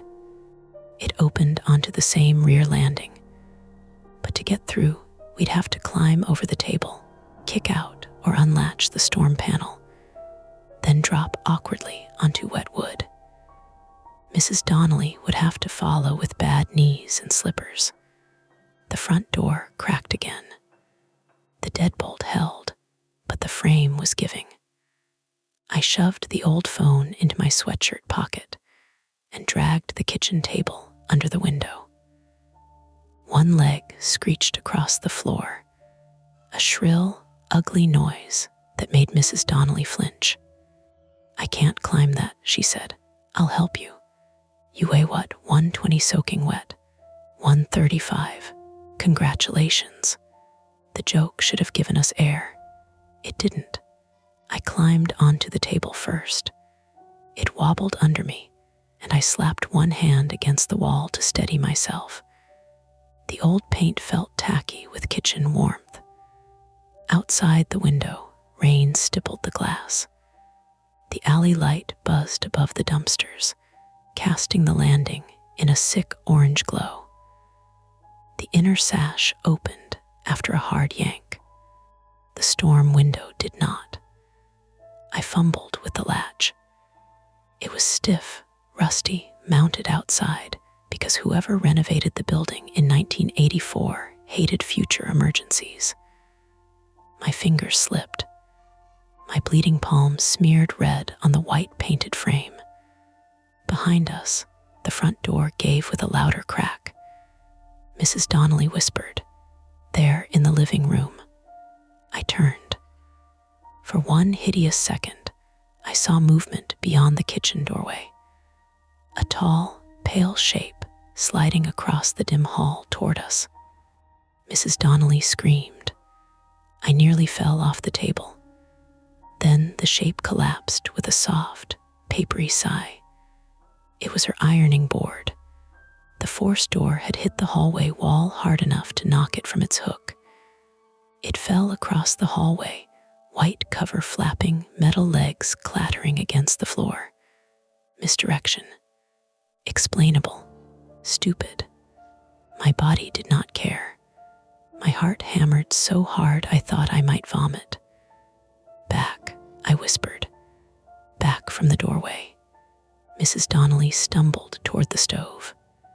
I heard men's voices from the front, low and fast. Caleb's voice, then the other man's. I couldn't make out words, only rhythm. I kicked the storm window. Once. Pain shot through my foot again. The bottom corner cracked but didn't give. The table rocked. Mrs. Donnelly grabbed my calf to steady me, her fingers digging through denim. The dispatcher was shouting now from my phone on speaker. lying on the counter where I had dropped it. "Mara, do not engage. Do you have a safe room? Can you lock yourselves in?" Safe room. In Mrs. Donnelly's apartment, that meant the bathroom off the hall, a window too small for a child, and a door with a privacy latch. A coffin with towels. I kicked again. The storm window popped outward, not fully off, but enough to leave a jagged gap. Cold rain blew in. The smell of the alley came with it, wet brick, garbage, old oil, and the metallic damp of fire escape stairs. "Okay," I said. "Okay, I'm going first." That was our second attempt. Escape through the kitchen window into the alley and get to the chain-link gate. I crawled through, belly scraping the sill, sweatshirt catching on broken storm window metal. Something tore. My ribs hit the exterior landing, and for a second, I couldn't breathe. Rain soaked through my knees. The back landing was slick, the railing loose under my hand. I turned, reaching back through the window. "Come on." Mrs. Donnelly climbed onto the table, her robe caught on the chair. She cursed in a way that would have shocked me on any other night. Behind her, a man entered the kitchen. Not Caleb, the accomplice, dark rain jacket, baseball cap, thin face with a reddish beard, and a strip of silver duct tape wrapped around 2 fingers like a makeshift bandage. He saw Mrs. Donnelly halfway onto the table and me outside the window. For one moment, we all froze. Then Mrs. Donnelly swung the cast iron pan. I hadn't even seen her pick it up again. It caught him in the forearm with a flat, meaty sound. He shouted and knocked into the stove, sending the soaking saucepan clattering into the sink. Mrs. Donnelly didn't wait. She lunged for the window. I grabbed under her arms and pulled. She was heavier than she looked, all bones and robe and panic. Her slipper fell off inside the kitchen. The man grabbed her ankle.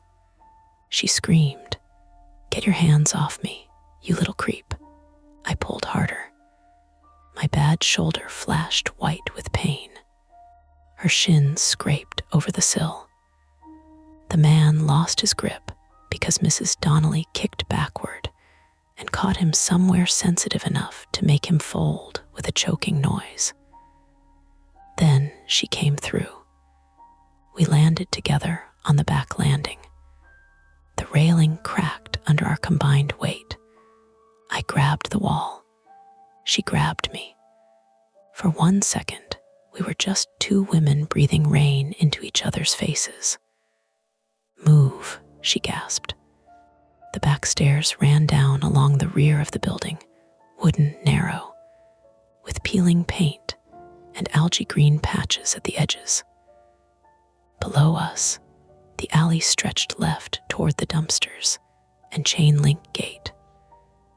Right led to a blind dead end where the neighboring building's brick wall met ours. We went left. Mrs. Donnelly had 1 slipper, 1 bare foot, and moved like every step cost her pride.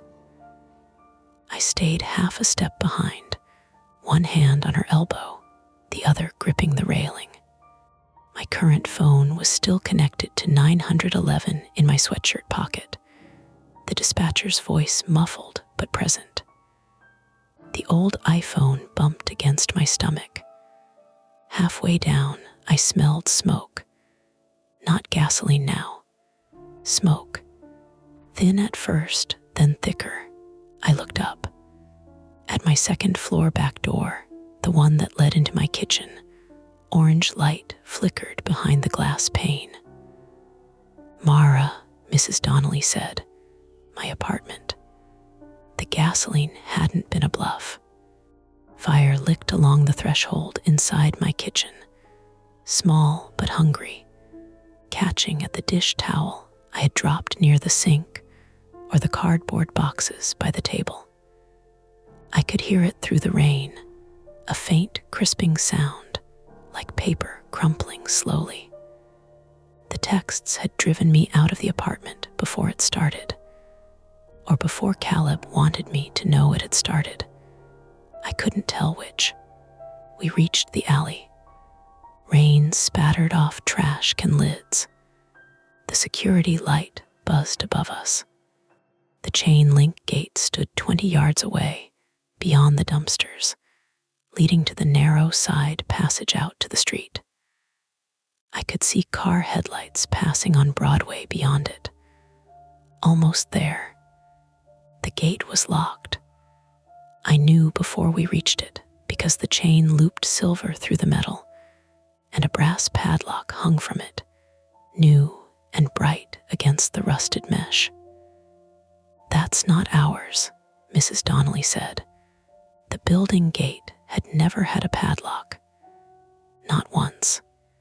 Tenants complained about raccoons and junkies cutting through, but the landlord never fixed anything that cost more than a shrug. I grabbed the chain and shook it. The metal rattled hard. The padlock held. "Help," I shouted through the gate. "Help." A couple walked past on the sidewalk beyond the passage, hoods up, heads bent against rain. They didn't look over. Or maybe they did and saw only darkness behind a gate. Mrs. Donnelly slapped the chain link with both palms. Hey. My current phone crackled in my pocket. I pulled it out. The 911 call had ended. No service. Not no bars. SOS only. "What?" I said stupidly, as if the phone could be embarrassed into working. The old iPhone buzzed. Signal jammer in van. They bought time. Then, utility door. Basement. A little map image appeared on the screen. Not a proper map app. A photo, maybe taken earlier, marked with a red arrow. The metal basement door beside the dumpsters, half hidden behind a stack of broken pallets. It connected to the building's boiler room and laundry area. From there, stairs led up to the first floor hallway. Back inside. "Absolutely not," Mrs. Donnelly said, reading over my shoulder. Behind us, the accomplice appeared at the top of the back stairs. He held one arm close to his body, the one Mrs. Donnelly had hit. His cap was gone. Rain flattened reddish hair to his forehead. Caleb appeared behind him. "Mara," Caleb called. He said my name the way he used to when he wanted me to stop embarrassing him in public. "Calm down, Mara. Don't be weird, Mara. You're making people uncomfortable, Mara." I shook the gate again, harder. Pain screamed through my palm. "Fire department's coming," I shouted. I don't know who I meant to convince. Caleb started down the stairs, not running, careful, confident. Mrs. Donnelly grabbed my sleeve.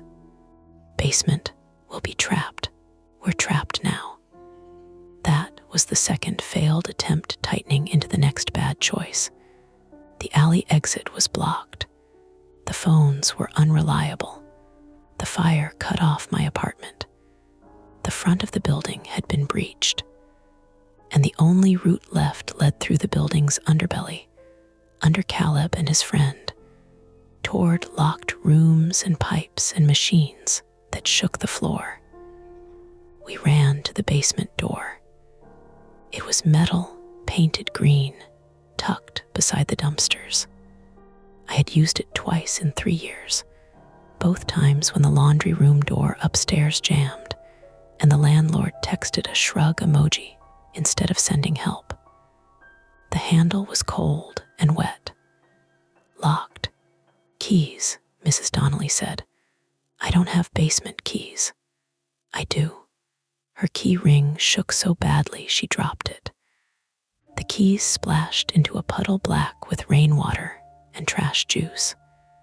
I crouched and grabbed them, fingers slipping over metal. Caleb was halfway down the stairs now. The accomplice moved slower behind him, cursing. "Which one? Squarehead." "No, not that one. The brass one. Jesus, give them here." She took them, missed the keyhole once, twice, then got it. The lock turned. The door opened inward on a breath of warm, oily air. We stumbled inside.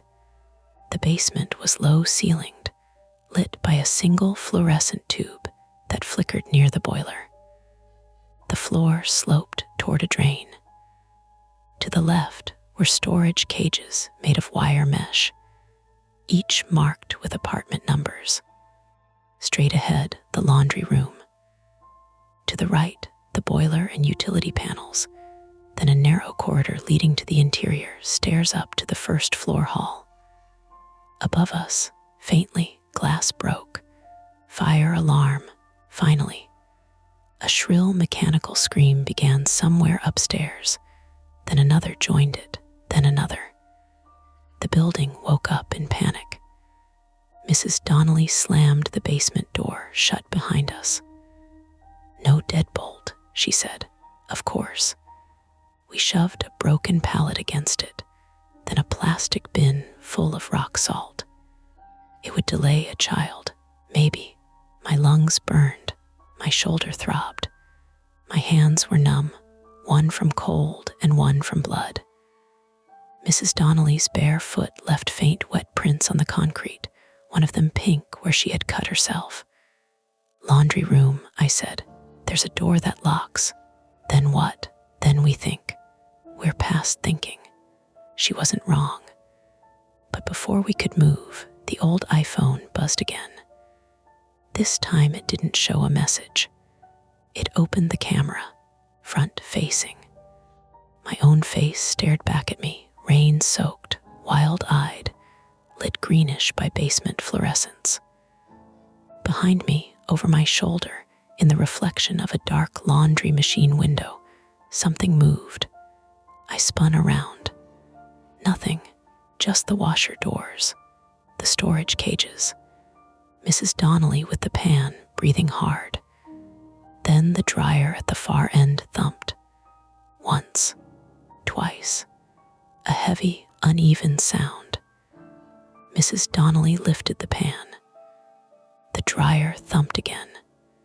I picked up a loose length of pipe from beside the utility wall and approached, every part of me telling me not to. The dryer door was closed. The display was dark. No cycle running. Another thump. I raised the pipe. Then a voice came from inside the dryer. Mara, not Caleb, Nora. For one impossible, disorienting second, my mind gave me something monstrous. Nora folded inside the machine, somehow here before me, trapped in metal. Then the voice came again, tinny and muffled. Mara, answer me. My current phone. It had fallen into the open laundry cart beside the dryer, under a pile of damp towels someone had abandoned. The vibrations had been knocking the cart against the machine, making it sound like something inside wanted out. I grabbed it. One bar had returned. Nora was on speaker, frantic. "Where are you?" The call dropped. "I'm outside. There's smoke coming from your side of the building, and I see a gray van. Police aren't here yet." "Nora, don't come in. I'm in the Uber across the street." "Stay there. I can see Caleb. Stay there. He has something in his hand." The basement door behind us rattled once, then harder. The pallet shifted. Point of no return doesn't always announce itself loudly. Sometimes it's just a cheap piece of wood scraping concrete, while the person you feared most stands on the other side of a door you can't lock. The old iPhone buzzed one final time. He knows she's outside now.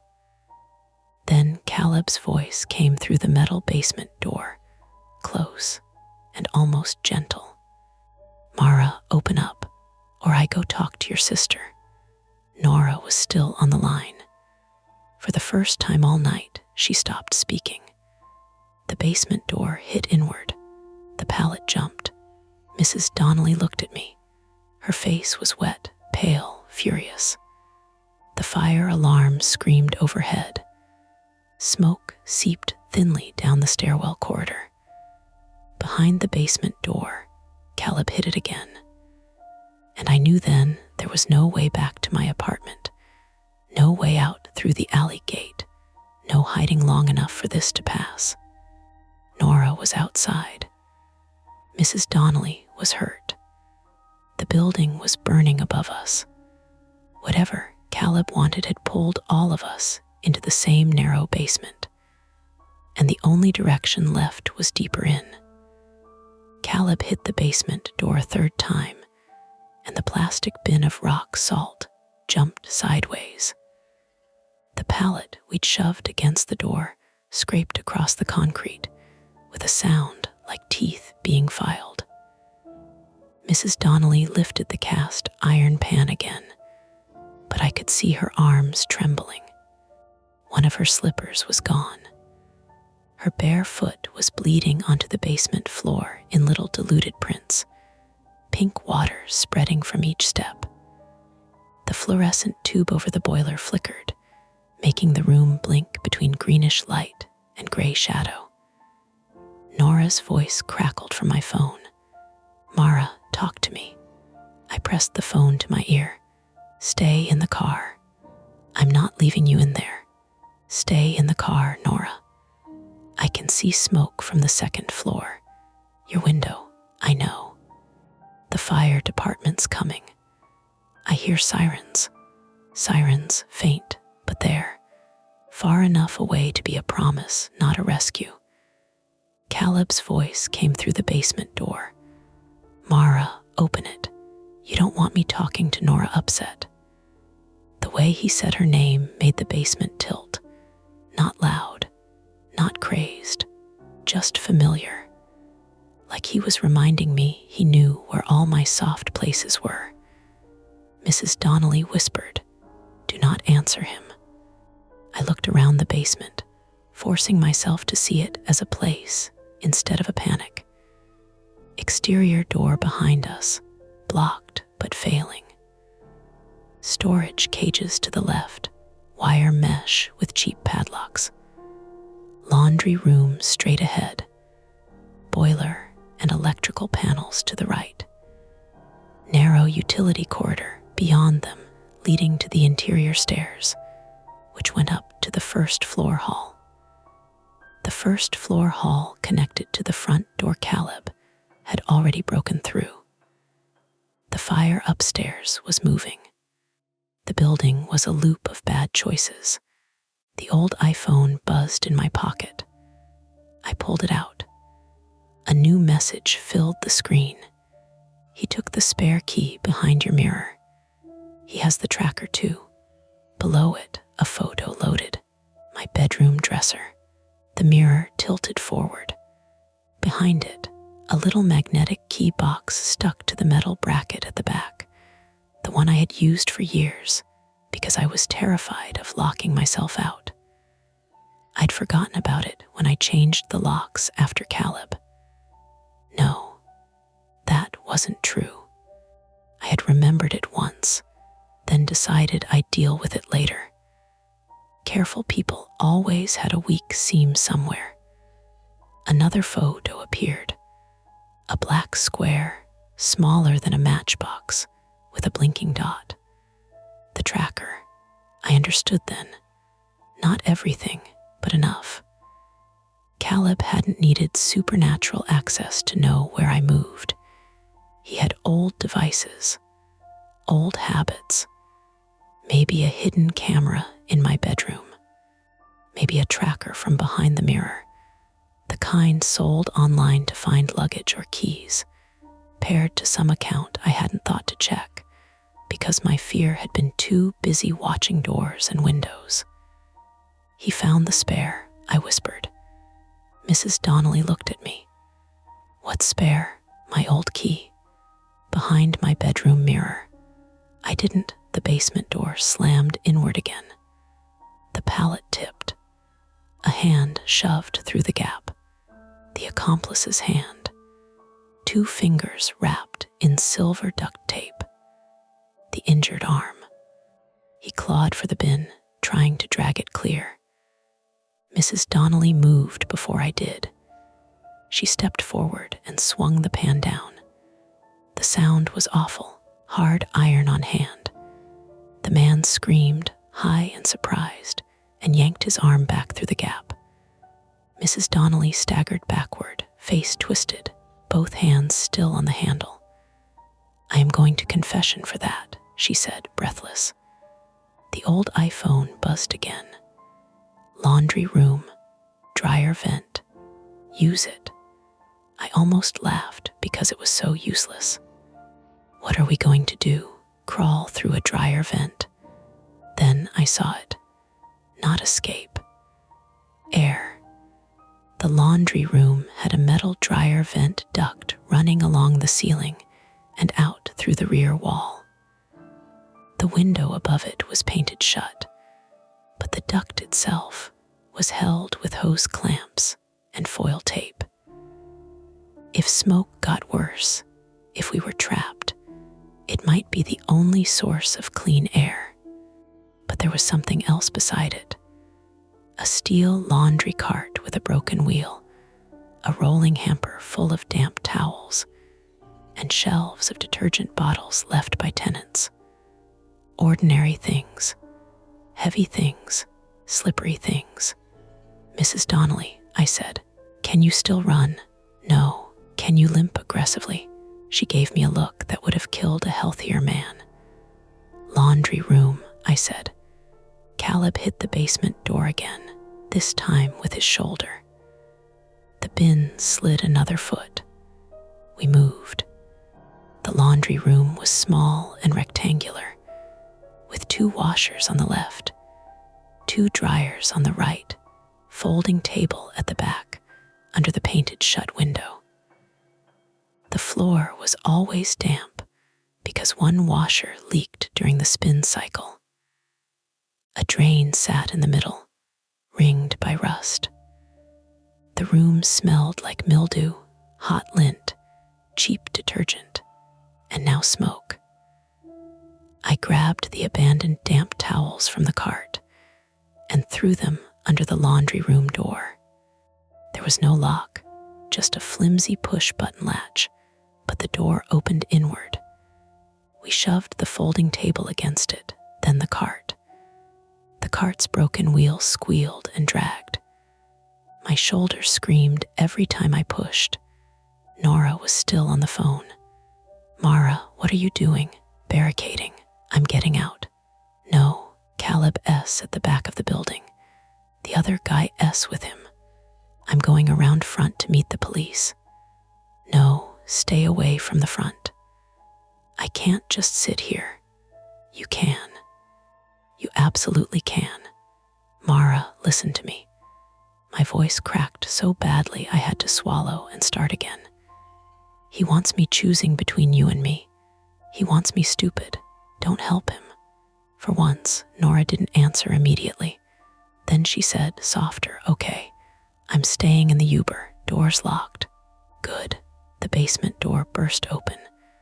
We heard it from inside the laundry room, a crash, the pallet skidding, the bin rolling, Caleb cursing as something hit his shin. Then footsteps. 2 sets. The accomplice was sobbing through his teeth, furious and hurt. Caleb was breathing hard, but trying to sound calm. "Mara," he called. This got out of hand.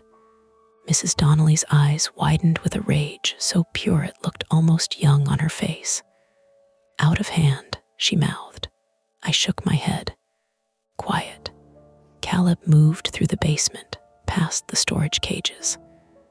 I could track him by sound, wet shoes on concrete, then a pause near the boiler, then closer to the laundry room. "I didn't want the fire," he said. A little laugh came out of me before I could stop it. He heard. "There you are," he said. The laundry room door handle turned, stopped against the table. "Mara, open it." "No," a pause. "I'm trying to help you. You set my apartment on fire." That was Ryan. So the accomplice had a name. Ryan hit the door with his good shoulder. The cart jumped. Mrs. Donnelly pressed both hands to it, bracing. I shoved beside her. Caleb snapped. "Easy, Jesus. She's in there." "She broke my fingers," Ryan said, voice thick with pain. Mrs. Donnelly whispered, 2, maybe 3. "Why?" I shouted. The banging stopped.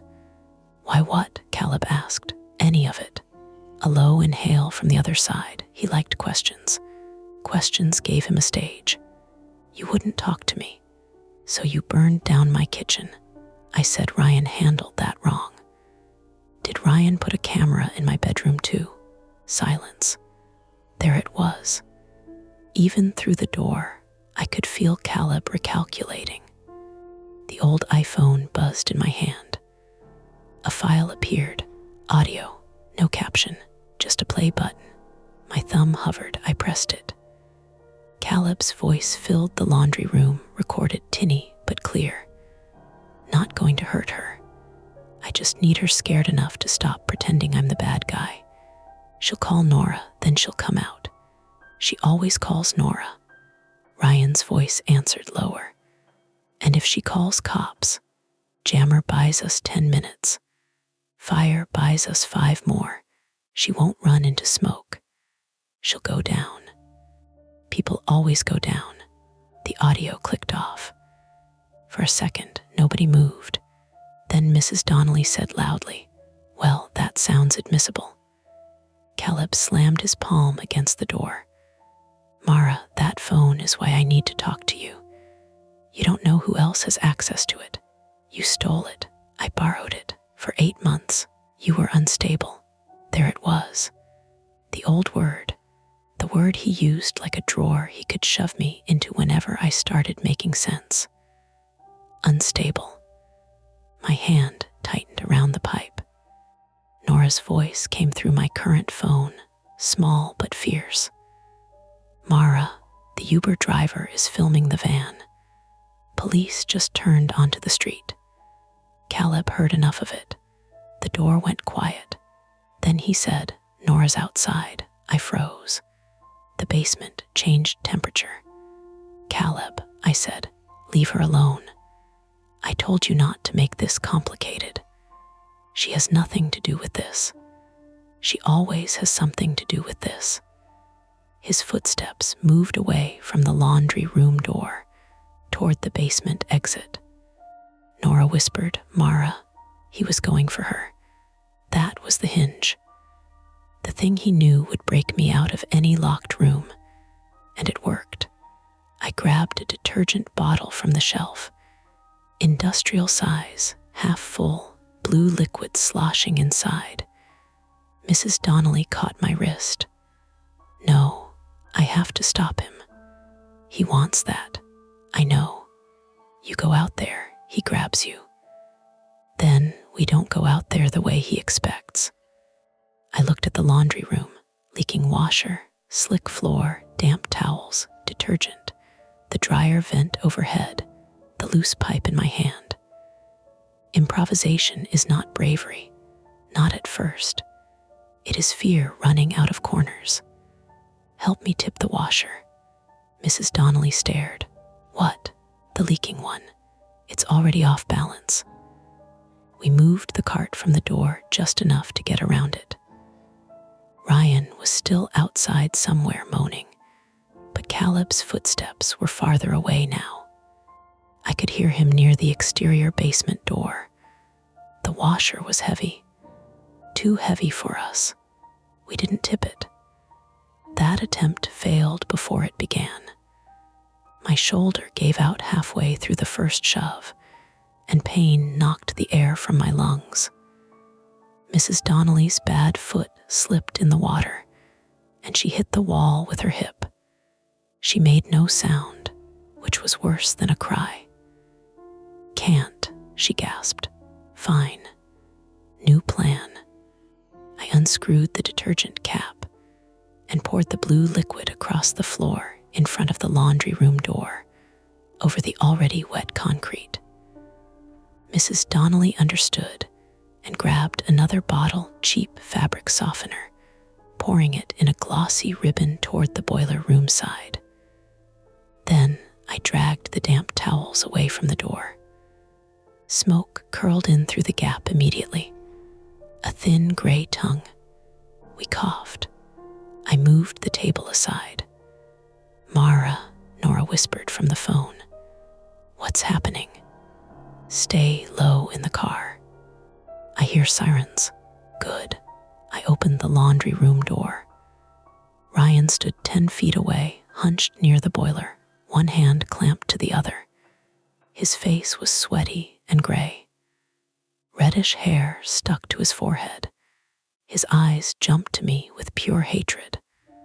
I threw the detergent bottle at him. It hit his chest and burst blue across his jacket.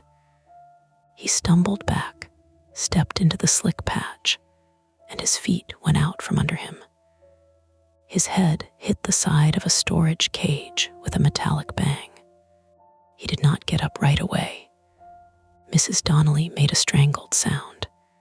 "Is he dead?" Ryan groaned. "No," I said. "Unfortunately, we ran past him. Not fast. Nothing about us was fast anymore." Mrs. Donnelly limped, one hand on my sleeve. I had the pipe in my right hand and both phones in my sweatshirt pocket. Smoke was thicker near the basement ceiling, crawling along the pipes. The fire alarm screamed overhead, joined now by distant sirens and shouting from outside. Caleb was at the exterior basement door, one hand on the handle, looking back toward us. For the first time all night, he looked surprised, then angry. That was worse. "Mara," he said. I lifted the pipe. He laughed once. "Don't move away from the door. You're going to hit me with a pipe." "Yes, you can barely hold it." He was right. My shoulder trembled. My grip was bad because of the cut in my palm. My arm felt like it belonged to someone smaller. Caleb stepped toward me. Mrs. Donnelly raised the pan beside me. He glanced at her. "Lady, stay out of this." She swung. He caught the pan handle with one hand and shoved her. Not hard, maybe. Not by his measure, hard enough. Mrs. Donnelly fell backward and struck the boiler pipe with her shoulder, then went down onto the concrete. Her head missed the edge of the metal housing by inches. Something in me narrowed. No dramatic courage, no clean rage, just a small, bright point. I swung the pipe at Caleb's knee. It connected. He screamed and folded sideways, grabbing the storage cage to keep from falling. The pipe vibrated up my arms so hard I dropped it. Pain shot from my shoulder into my neck. Caleb lunged anyway. He got a fistful of my sweatshirt and slammed me back against the wire mesh. The old iPhone fell from my pocket and clattered across the floor. My head hit metal. Lights popped in my vision. He smelled like rain, sweat, and gasoline. "You think you get to ruin my life?" he hissed. I clawed at his hand. "Your life? You told people I stalked you. You did stalk me. You made me sound dangerous. You are dangerous." His face twitched, the mask slipping. For half a second, he looked confused, like the words had reached a part of him that still needed the world arranged differently. Then he squeezed my sweatshirt tighter. Behind him, Mrs. Donnelly dragged herself upright and reached for the pan. Ryan groaned near the boiler. Nora shouted from my current phone on the floor. "Mara, Mara." Outside, a police siren cut off abruptly. A car door slammed. "Police," someone shouted, distant, from the alley side. Caleb heard it, His eyes flicked to the basement door. That was all I needed. I drove my knee upward, not cleanly, not like movies. I hit his thigh more than anything else, but his injured knee buckled from the pipe strike, and he staggered. Mrs. Donnelly swung the pan again. This time, it hit his shoulder. Caleb went down on one knee. I grabbed the old iPhone from the floor. Its screen had cracked further, but it was still lit. The audio file was open. Below it was a button, share. I tapped it with a shaking thumb. Nothing, no service, of course. Caleb saw what I was doing and lunged again. The basement exterior door burst inward, not Caleb's doing this time. A firefighter in full turnout gear filled the doorway, rain and flashing red light behind him. Behind him, a police officer shouted for everyone to get on the ground. It should have been salvation. It was chaos. Ryan, half conscious and panicked, tried to stand. The firefighter moved toward Mrs. Donnelly. Caleb grabbed me around the waist from behind, using me as a shield, one arm across my ribs. He had something in his other hand. Small, black, rectangular, the tracker, a remote. I didn't know. Back up, Caleb shouted. The police officer stopped at the door, weapon drawn, but angled low, face tight. Let her go. Smoke rolled thicker down the basement corridor. The fire alarm wailed. Mrs. Donnelly coughed so hard she doubled over. The firefighter pulled her toward the exit. Caleb dragged me backward toward the utility corridor, away from the exterior door, deeper toward the interior stairs and smoke. My feet slipped in detergent and water. Caleb, I said, because my voice was the only tool I had left. Listen, shut up. The phone recorded you. Shut up. Nora has screenshots.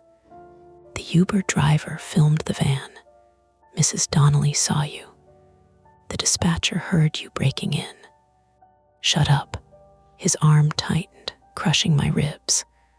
I couldn't get a full breath. The black object in his hand had a button. His thumb hovered over it. Then the old iPhone buzzed in my hand. I didn't look at it. He did.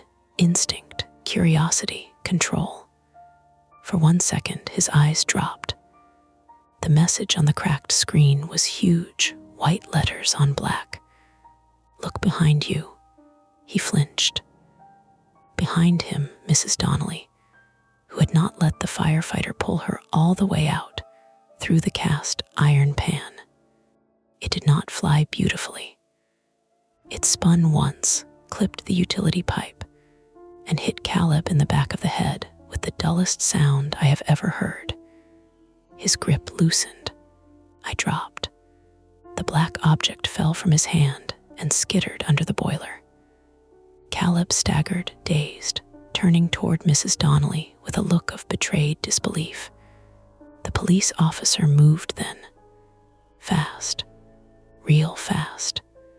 He came in low, grabbed Caleb's arm, twisted it behind him, and drove him down onto the concrete. Caleb fought, but badly, half stunned and favoring the knee. The officer shouted commands. Another officer appeared behind him. Ryan was cuffed near the boiler, crying and swearing about his hand. I crawled toward the exterior door on my elbows because standing seemed like something from another person's life. Outside air hit my face. Cold rain, diesel exhaust, burned plastic, wet pavement. Nora broke from the curb despite someone shouting at her to stay back. She slipped once in the alley, caught herself on the chain link fence, then dropped to her knees beside me. Her hands went to my face, my shoulders, my ribs, checking me the way she checked strangers under hospital lights. "You idiot," she said, crying. "You absolute idiot. I told you to stay in the car." I mostly did. Behind her, firefighters moved in hard lines. Hose dragged across pavement, radio chatter, boots on metal stairs. Someone cut the padlock off the alley gate with bolt cutters. The gray van sat across the street, with its side door open, police lights flickering across wet panels. A small black device with stubby antennas lay on the van's floor among coils of cable, a gas can, gloves, and a roll of duct tape. The signal jammer was real. So was the fire. So was Caleb. There was no relief in that. Not then. Only confirmation. Caleb was brought out through the basement door in handcuffs, head bleeding at the back, face twisted with a fury he couldn't aim properly, because too many people were watching now. His eyes found mine. For the first time all night, he didn't speak. That scared me more than anything he'd said. The old iPhone lay on the wet concrete near my knee, screen cracked, rain dotting the glass. It buzzed once more. Nora saw it too. We both looked. A final message showed on the screen. Backup sent. Then the phone went black. I didn't know who had sent the warnings. I didn't know if it had been some automated failsafe Caleb set up badly, some second person turning against him, or something buried in the stolen phone that had started forwarding files when it reconnected. I didn't know why the messages from my own number had warned me and manipulated me in the same breath. But I knew this much. Caleb was on the ground. Ryan was cuffed. Mrs. Donnelly was alive, though she was swearing at an EMT about her missing slipper. Nora was holding my hand so hard it hurt. The conflict was over in the practical sense. Police, firefighters, handcuffs, ambulances, statements. My apartment burned above us, coughing black smoke out the rear window into the rain. And even with Caleb pinned under red and blue light, even with sirens filling the alley and strangers shouting official things into radios, I could not stop myself from looking behind me. The EMT wrapped a blanket around my shoulders in the alley and told me not to take it off. I nodded like I understood him, then immediately tried to pull one arm free so I could keep hold of the old iPhone. Was maybe 25, red-haired, with rain dripping from the brim of his cap, and he had the exhausted patience of someone who had already told 3 people that smoke inhalation counted as a reason to sit down. "Ma'am," he said, "I need both your hands where I can see them." "It's evidence," I said. "It'll still be evidence if it's in a bag." Nora, kneeling beside me in wet jeans and hospital clogs, said, "Give him the phone, Mara." I looked at her. Her mascara had smudged under one eye. She didn't usually wear mascara to work, which meant she'd put it on for whatever normal thing she'd planned before I called and turned the night sideways. The sight of that tiny, ordinary detail nearly did what the fire and Caleb hadn't managed. It made me want to cry in front of everyone. "I need to know where it sent the backup," I said. "I know. I need to know who sent the texts." "I know." "Then why are you saying it like that?" "Because you also need oxygen." The EMT clipped a small plastic sensor to my finger. My hand looked strange in the red and blue wash from the cruisers. Palms scraped open, knuckles dirty. Nails broken from grabbing wet metal and concrete. He asked if I had chest pain. I said no. Nora said she got slammed into a storage cage and inhaled smoke. The EMT looked at her, recognized the tone, and started taking her more seriously than me. That was fair. Mrs. Donnelly sat on the bumper of an ambulance with a blanket over her robe and one foot bare, arguing with another EMT about whether she needed to go to the hospital. I am not spending 6 hours in an ER so a child with a stethoscope can tell me I'm old, she said. The EMT tried to examine her cut foot. Mrs. Donnelly lifted the cast iron pan from her lap like a judge raising a gavel. Careful. Nora called over. Mrs. Donnelly, you're going. Mrs. Donnelly glared at her. And you are Nora Ellison, ER nurse, Mara's sister. Oh, Mrs. Donnelly lowered the pan a little. Well, you look tired. I am. Fine, Mrs. Donnelly said, but I'm not leaving without my pan. The firefighters got the kitchen fire under control before it took the whole building. But under control did not mean gentle. They broke my back door. They cut into part of the wall near the cabinets. They threw my charred cardboard boxes into the alley like wet black organs. Smoke rolled out of my second-floor windows and mixed with rain until the building looked like it was exhaling something it had kept inside too long. My apartment did not burn down. That's what the landlord said later, as if I should be grateful. It was unlivable by midnight. The kitchen was ruined. The bedroom smelled like melted plastic and soaked plaster. Soot dusted my bedsheets, my books, the little ceramic dish where I kept earrings.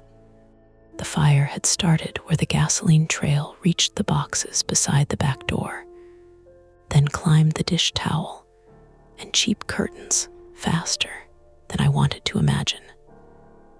Firefighters found 2 devices inside before dawn, the hidden camera near the laundry basket, and a small tracker wedged behind the dresser leg, wrapped in black tape. The spare key box behind the mirror was gone. Caleb had taken it. He had not needed to pick my lock. He had not needed to be clever every second. He had simply known me well enough to remember what I forgot. That hurt in a way my bruised ribs didn't. At the hospital, they put Nora and me in adjacent curtained bays because she refused to leave even after they checked her and confirmed she was mostly fine, aside from mild smoke exposure from standing too close to the building and a scraped knee from slipping near the gate. I had a mild concussion, a bruised shoulder, 2 cracked ribs, and a burn on the side of my wrist I didn't remember getting. Mrs. Donnelly had a sprained shoulder, a cut foot that needed 4 stitches, and blood pressure high enough to make every nurse in the room speak gently around her until she snapped. I hit 2 men with cookware tonight. Of course it's high. Police came to take statements around 2 in the morning. Detective Elise Hammond, 46, female, was from Worcester and had the blunt, steady manner of someone who had listened to too many people describe the worst night of their lives and knew not to rush the parts that sounded impossible. She wore a dark blazer over a gray sweater, rainwater dried in small spots near the hem. She did not smile when I described the texts from my own number. She did not raise an eyebrow when I mentioned the countdowns, the old phone, or the final message. She wrote everything down. That helped more than sympathy would have. "We have Voss in custody," she said. "Ryan Bell too. Belle S. at Mount Auburn with a hand injury and head laceration under guard. Voss is being treated, then booked. Booked for what? At minimum. Breaking and entering, arson-related charges, stalking, assault, unlawful surveillance, intimidation, possession of a signal jammer. That's not the complete list. Nora, standing with her arms folded by my bed, said, "Good." Detective Hammond glanced at her. "The fire investigation will determine exact charges there. The device in the van complicates things for them in a bad way." "For them," I said. "For them," she confirmed. I asked about the old iPhone. Hammond paused long enough for me to notice. "What?" I said. "We recovered it. It's being processed." "Where did it send the backup?" "We don't know yet." It said backup sent. "I saw the photo your sister took of that message." Nora had taken a picture of the screen before they bagged the phone. Of course she had.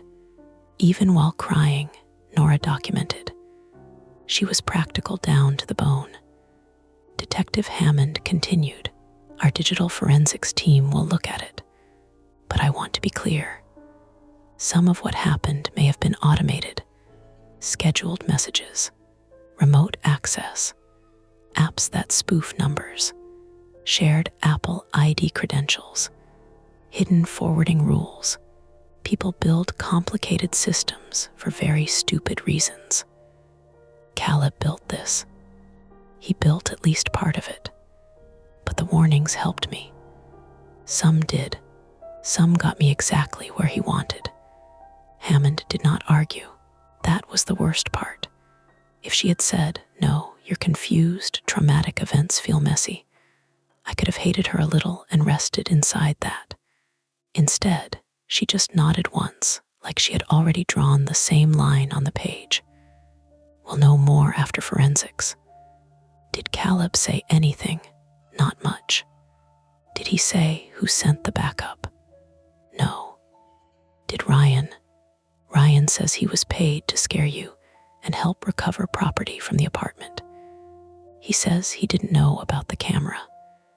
He says the gasoline was only meant to block the stairs, not start a fire. Nora made a sound of disgust. Detective Hammond's mouth tightened. "People say many things after handcuffs." "Recover property?" I asked. "The old phone, the tracker, anything connecting Voss to surveillance." That's Ryan's version. But he delivered the phone to me. He says Voss panicked after realizing the phone had started uploading files when powered on. To where? We don't know yet. There it was again. The unanswered thing. The subtle open door. I slept for 40 minutes sometime after sunrise and woke because a janitor's cart squeaked outside the room.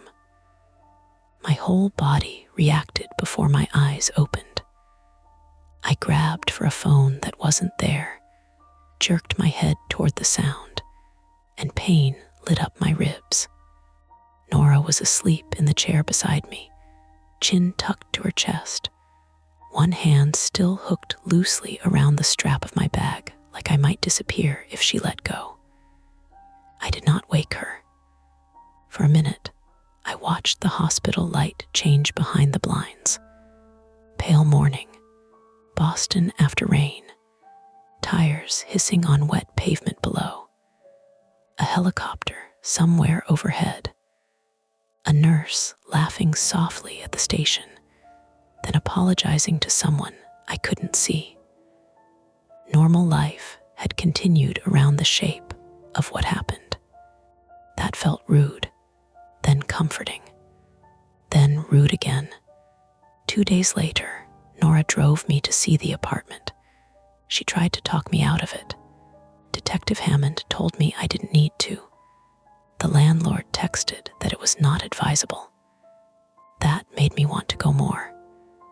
Mrs. Donnelly came too, wearing orthopedic shoes, a black cardigan, and the expression of a woman attending a funeral for someone she hadn't liked but respected. Her son had offered to move her to his house in Quincy. She told him she'd consider it, which everyone understood meant no. The hallway smelled like smoke, wet wood, and that bitter chemical powder firefighters leave behind. My door hung slightly crooked. Yellow tape crossed the frame, though Hammond had arranged for an officer to meet us and let me retrieve essentials. Inside, the apartment looked both familiar and staged by someone mean. The kitchen cabinets were blackened near the back door. The window above the sink was cracked from heat. My mug with the spoon still sat in the drying rack, filmed with soot, exactly where it had been when the first text came in. The sight of it made me stop walking. Nora touched my elbow. "You okay?" "No." Good answer. In the bedroom, the police had removed the hidden camera, but the space by the laundry basket looked louder without it. A small square of clean floor marked where it had been hidden behind a stack of old sweaters. The dresser had been pulled away from the wall. Behind the mirror, the metal bracket was bare except for a dust outline where the magnetic key box had sat. Mrs. Donnelly stood in the doorway, arms crossed. "I should have told you," she said, "about Caleb outside." "Yes, you didn't know." I knew enough to wonder. I turned toward her carefully because my ribs objected to everything. "You asked me if he was the shouting type." She looked ashamed, which did not suit her face. Women ask questions like that when they already know the answer. I wanted to tell her it wasn't her fault. I did tell her. She nodded, but I don't think she believed me. I knew that feeling. Guilt is a very stubborn tenant. Nora found my passport, medication, laptop, and a framed photo of the three of us at Mom's birthday dinner. I packed clothes that didn't smell too badly of smoke into a trash bag. Practical, humiliating, necessary. Before we left, I stood in the kitchen one last time. My current phone had been wiped and replaced under police guidance.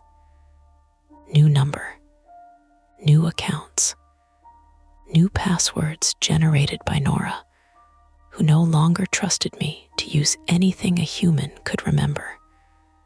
My old number was suspended. My Apple ID was locked down. Every device I owned had been inspected, updated, or thrown out. Detective Hammond had given me a printed list of victim advocacy resources and told me that protective orders are paper, not force fields, but paper helps prosecutors build walls. Caleb's arraignment happened that afternoon. I did not go. Nora did. She came back to the hotel room with 2 coffees and the kind of face that meant she had seen him and hated that he still looked like a person. "He pled not guilty," she said. "Of course he did. He looked over the courtroom like he expected you to be there." "I'm glad I was." "Me too." "Did he say anything?" "Not to me." But she hesitated. "What?" He smiled when they mentioned the digital evidence. I looked down at the coffee lid. My thumb worried at the little drinking tab until it bent. "That doesn't mean anything," Nora said. "I know." She sat beside me on the hotel bed.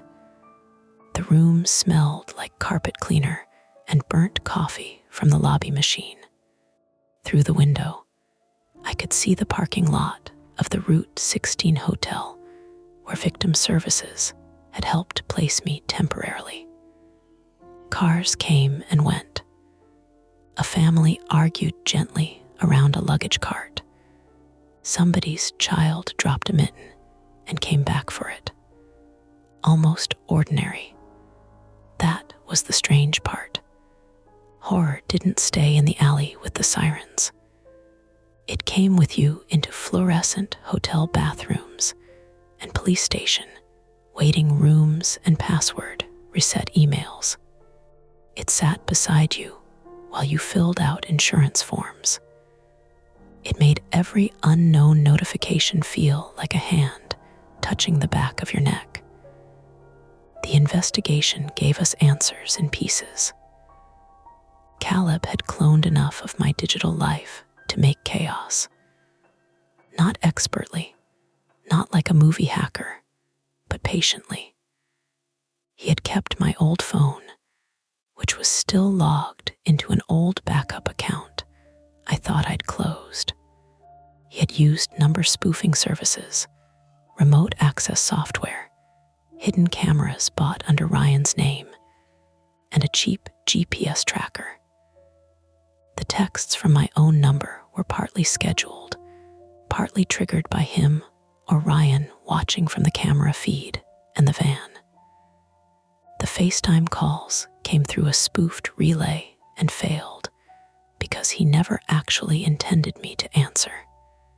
He wanted the ring, the effect, the proof that he could still make me react. The gasoline was Ryan's improvisation, according to Caleb. According to Ryan, it was Caleb's idea. The prosecutor didn't care who suggested it first. The backup turned out to be real, at least partly. The old iPhone had connected long enough to upload several video and audio files to a cloud folder linked to an email address none of us recognized. From there, the files were forwarded to 3 accounts, one belonging to Caleb, one burner address, and one newly created account using my initials. ME Detective Hammond said that could have been part of Caleb's setup, a redundancy, a misconfigured automation. Maybe he planned to send himself proof, then lost control of the sequence when the phone reconnected. Maybe Ryan, scared and realizing how bad things had become, triggered it. Ryan denied that. Caleb denied everything. Nobody could explain the timing of the final message. Look behind you. Hammond's best guess was that it had been scheduled as part of Caleb's mind game and arrived at the exact wrong moment for him. Wrong for him, she said. Right for me. She didn't answer that. 3 weeks later, Mrs. Donnelly moved back into her apartment. Her son installed a proper security bar on the back door, a camera facing the alley, and a lock on the gate that every tenant actually had a key for. She also brought me a grocery bag at Nora's apartment in Brighton, where I was sleeping on the pull-out couch and pretending it was temporary. Inside the bag was my mug from the drying rack, cleaned, the spoon too. I don't know why I saved it, she said. Seemed like yours. I held it with both hands. There was a faint smoke stain inside the handle that wouldn't scrub out. Thank you, she shrugged. Also, I bought a new pan. Mine's evidence until trial. Nora from the kitchen said, "You should frame it when you get it back." Mrs. Donnelly said, "I'm going to cook sausage in it and think of justice." That was the first time I laughed without feeling like it came from somewhere brittle. Life did not reset. I changed my routines because everyone told me to and because I wanted to. I moved out of Somerville when the lease broke cleanly under the circumstances. I found a small apartment in Watertown with thicker doors, better lights, and neighbors who introduced themselves in the first week. I stopped keeping spare keys in clever places. I stopped apologizing when I asked direct questions. I learned the difference between caution and obedience. Sometimes, late at night, my phone buzzes and my body still goes rigid before my mind catches up. Most of the time, it is Nora sending a picture of her cat sitting in a laundry basket. Sometimes it is Mrs. Donnelly texting me recipes with no measurements. Once, months later, it was Detective Hammond telling me Caleb had accepted a plea on several charges rather than risk trial on all of them. Prison time, probation after, no contact, restitution he would probably never fully pay. Ryan took a deal too.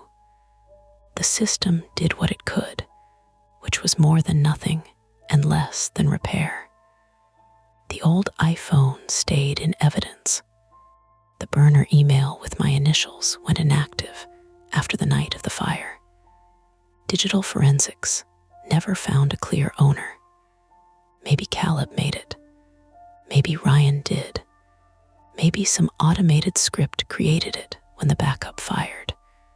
The explanation is probably boring and technical, the way most frightening things become once you take them apart. Probably. On the first night in my Watertown apartment, Nora helped me unpack until we were both tired and snappish. She lined my mugs on the shelf.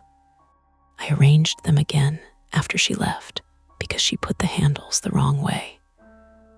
Outside, traffic hissed along Mount Auburn Street. A radiator clicked. Somebody upstairs laughed at a television show. Normal sounds. I stood in the kitchen with my smoke-stained mug in my hand and waited for my body to believe them. At 10:17 p.m., my new phone buzzed on the counter. I stared at it for a long time before I picked it up. Unknown number. No area code displayed. Just no caller ID attached to a text notification, which should not have been possible in exactly that format, according to Nora, who had become very serious about what phones should and shouldn't do. The message was only 4 words. Check the back window. I did not turn around, not at first. I set the mug down carefully. I listened to the radiator, the upstairs laughter, the traffic in the street. I counted 10 breaths. Then I picked up the phone, screenshotted the message, sent it to Nora and Detective Hammond, and walked out of the apartment into the hall. Only then did I look back through the open doorway toward the kitchen window. Nothing moved behind the glass. No face, no hand, no camera light, just my own reflection layered over the dark, pale and narrow, and older than it had been before. The police found no one outside. Nora said it was probably a spoof, a delayed script. Some leftover thread Caleb system had fired from a server nobody had found. Detective Hammond said, "We'll look into it." I believed them both. Mostly. I slept at Nora's that night anyway. And I still don't keep my back to windows after dark. That's it for this nightmare. If you enjoyed it, please like the video, subscribe to Mia Horror Stories, and turn on notifications. It really helps keep the stories alive. And don't stop here. Dive into another one of our videos and keep the fear going.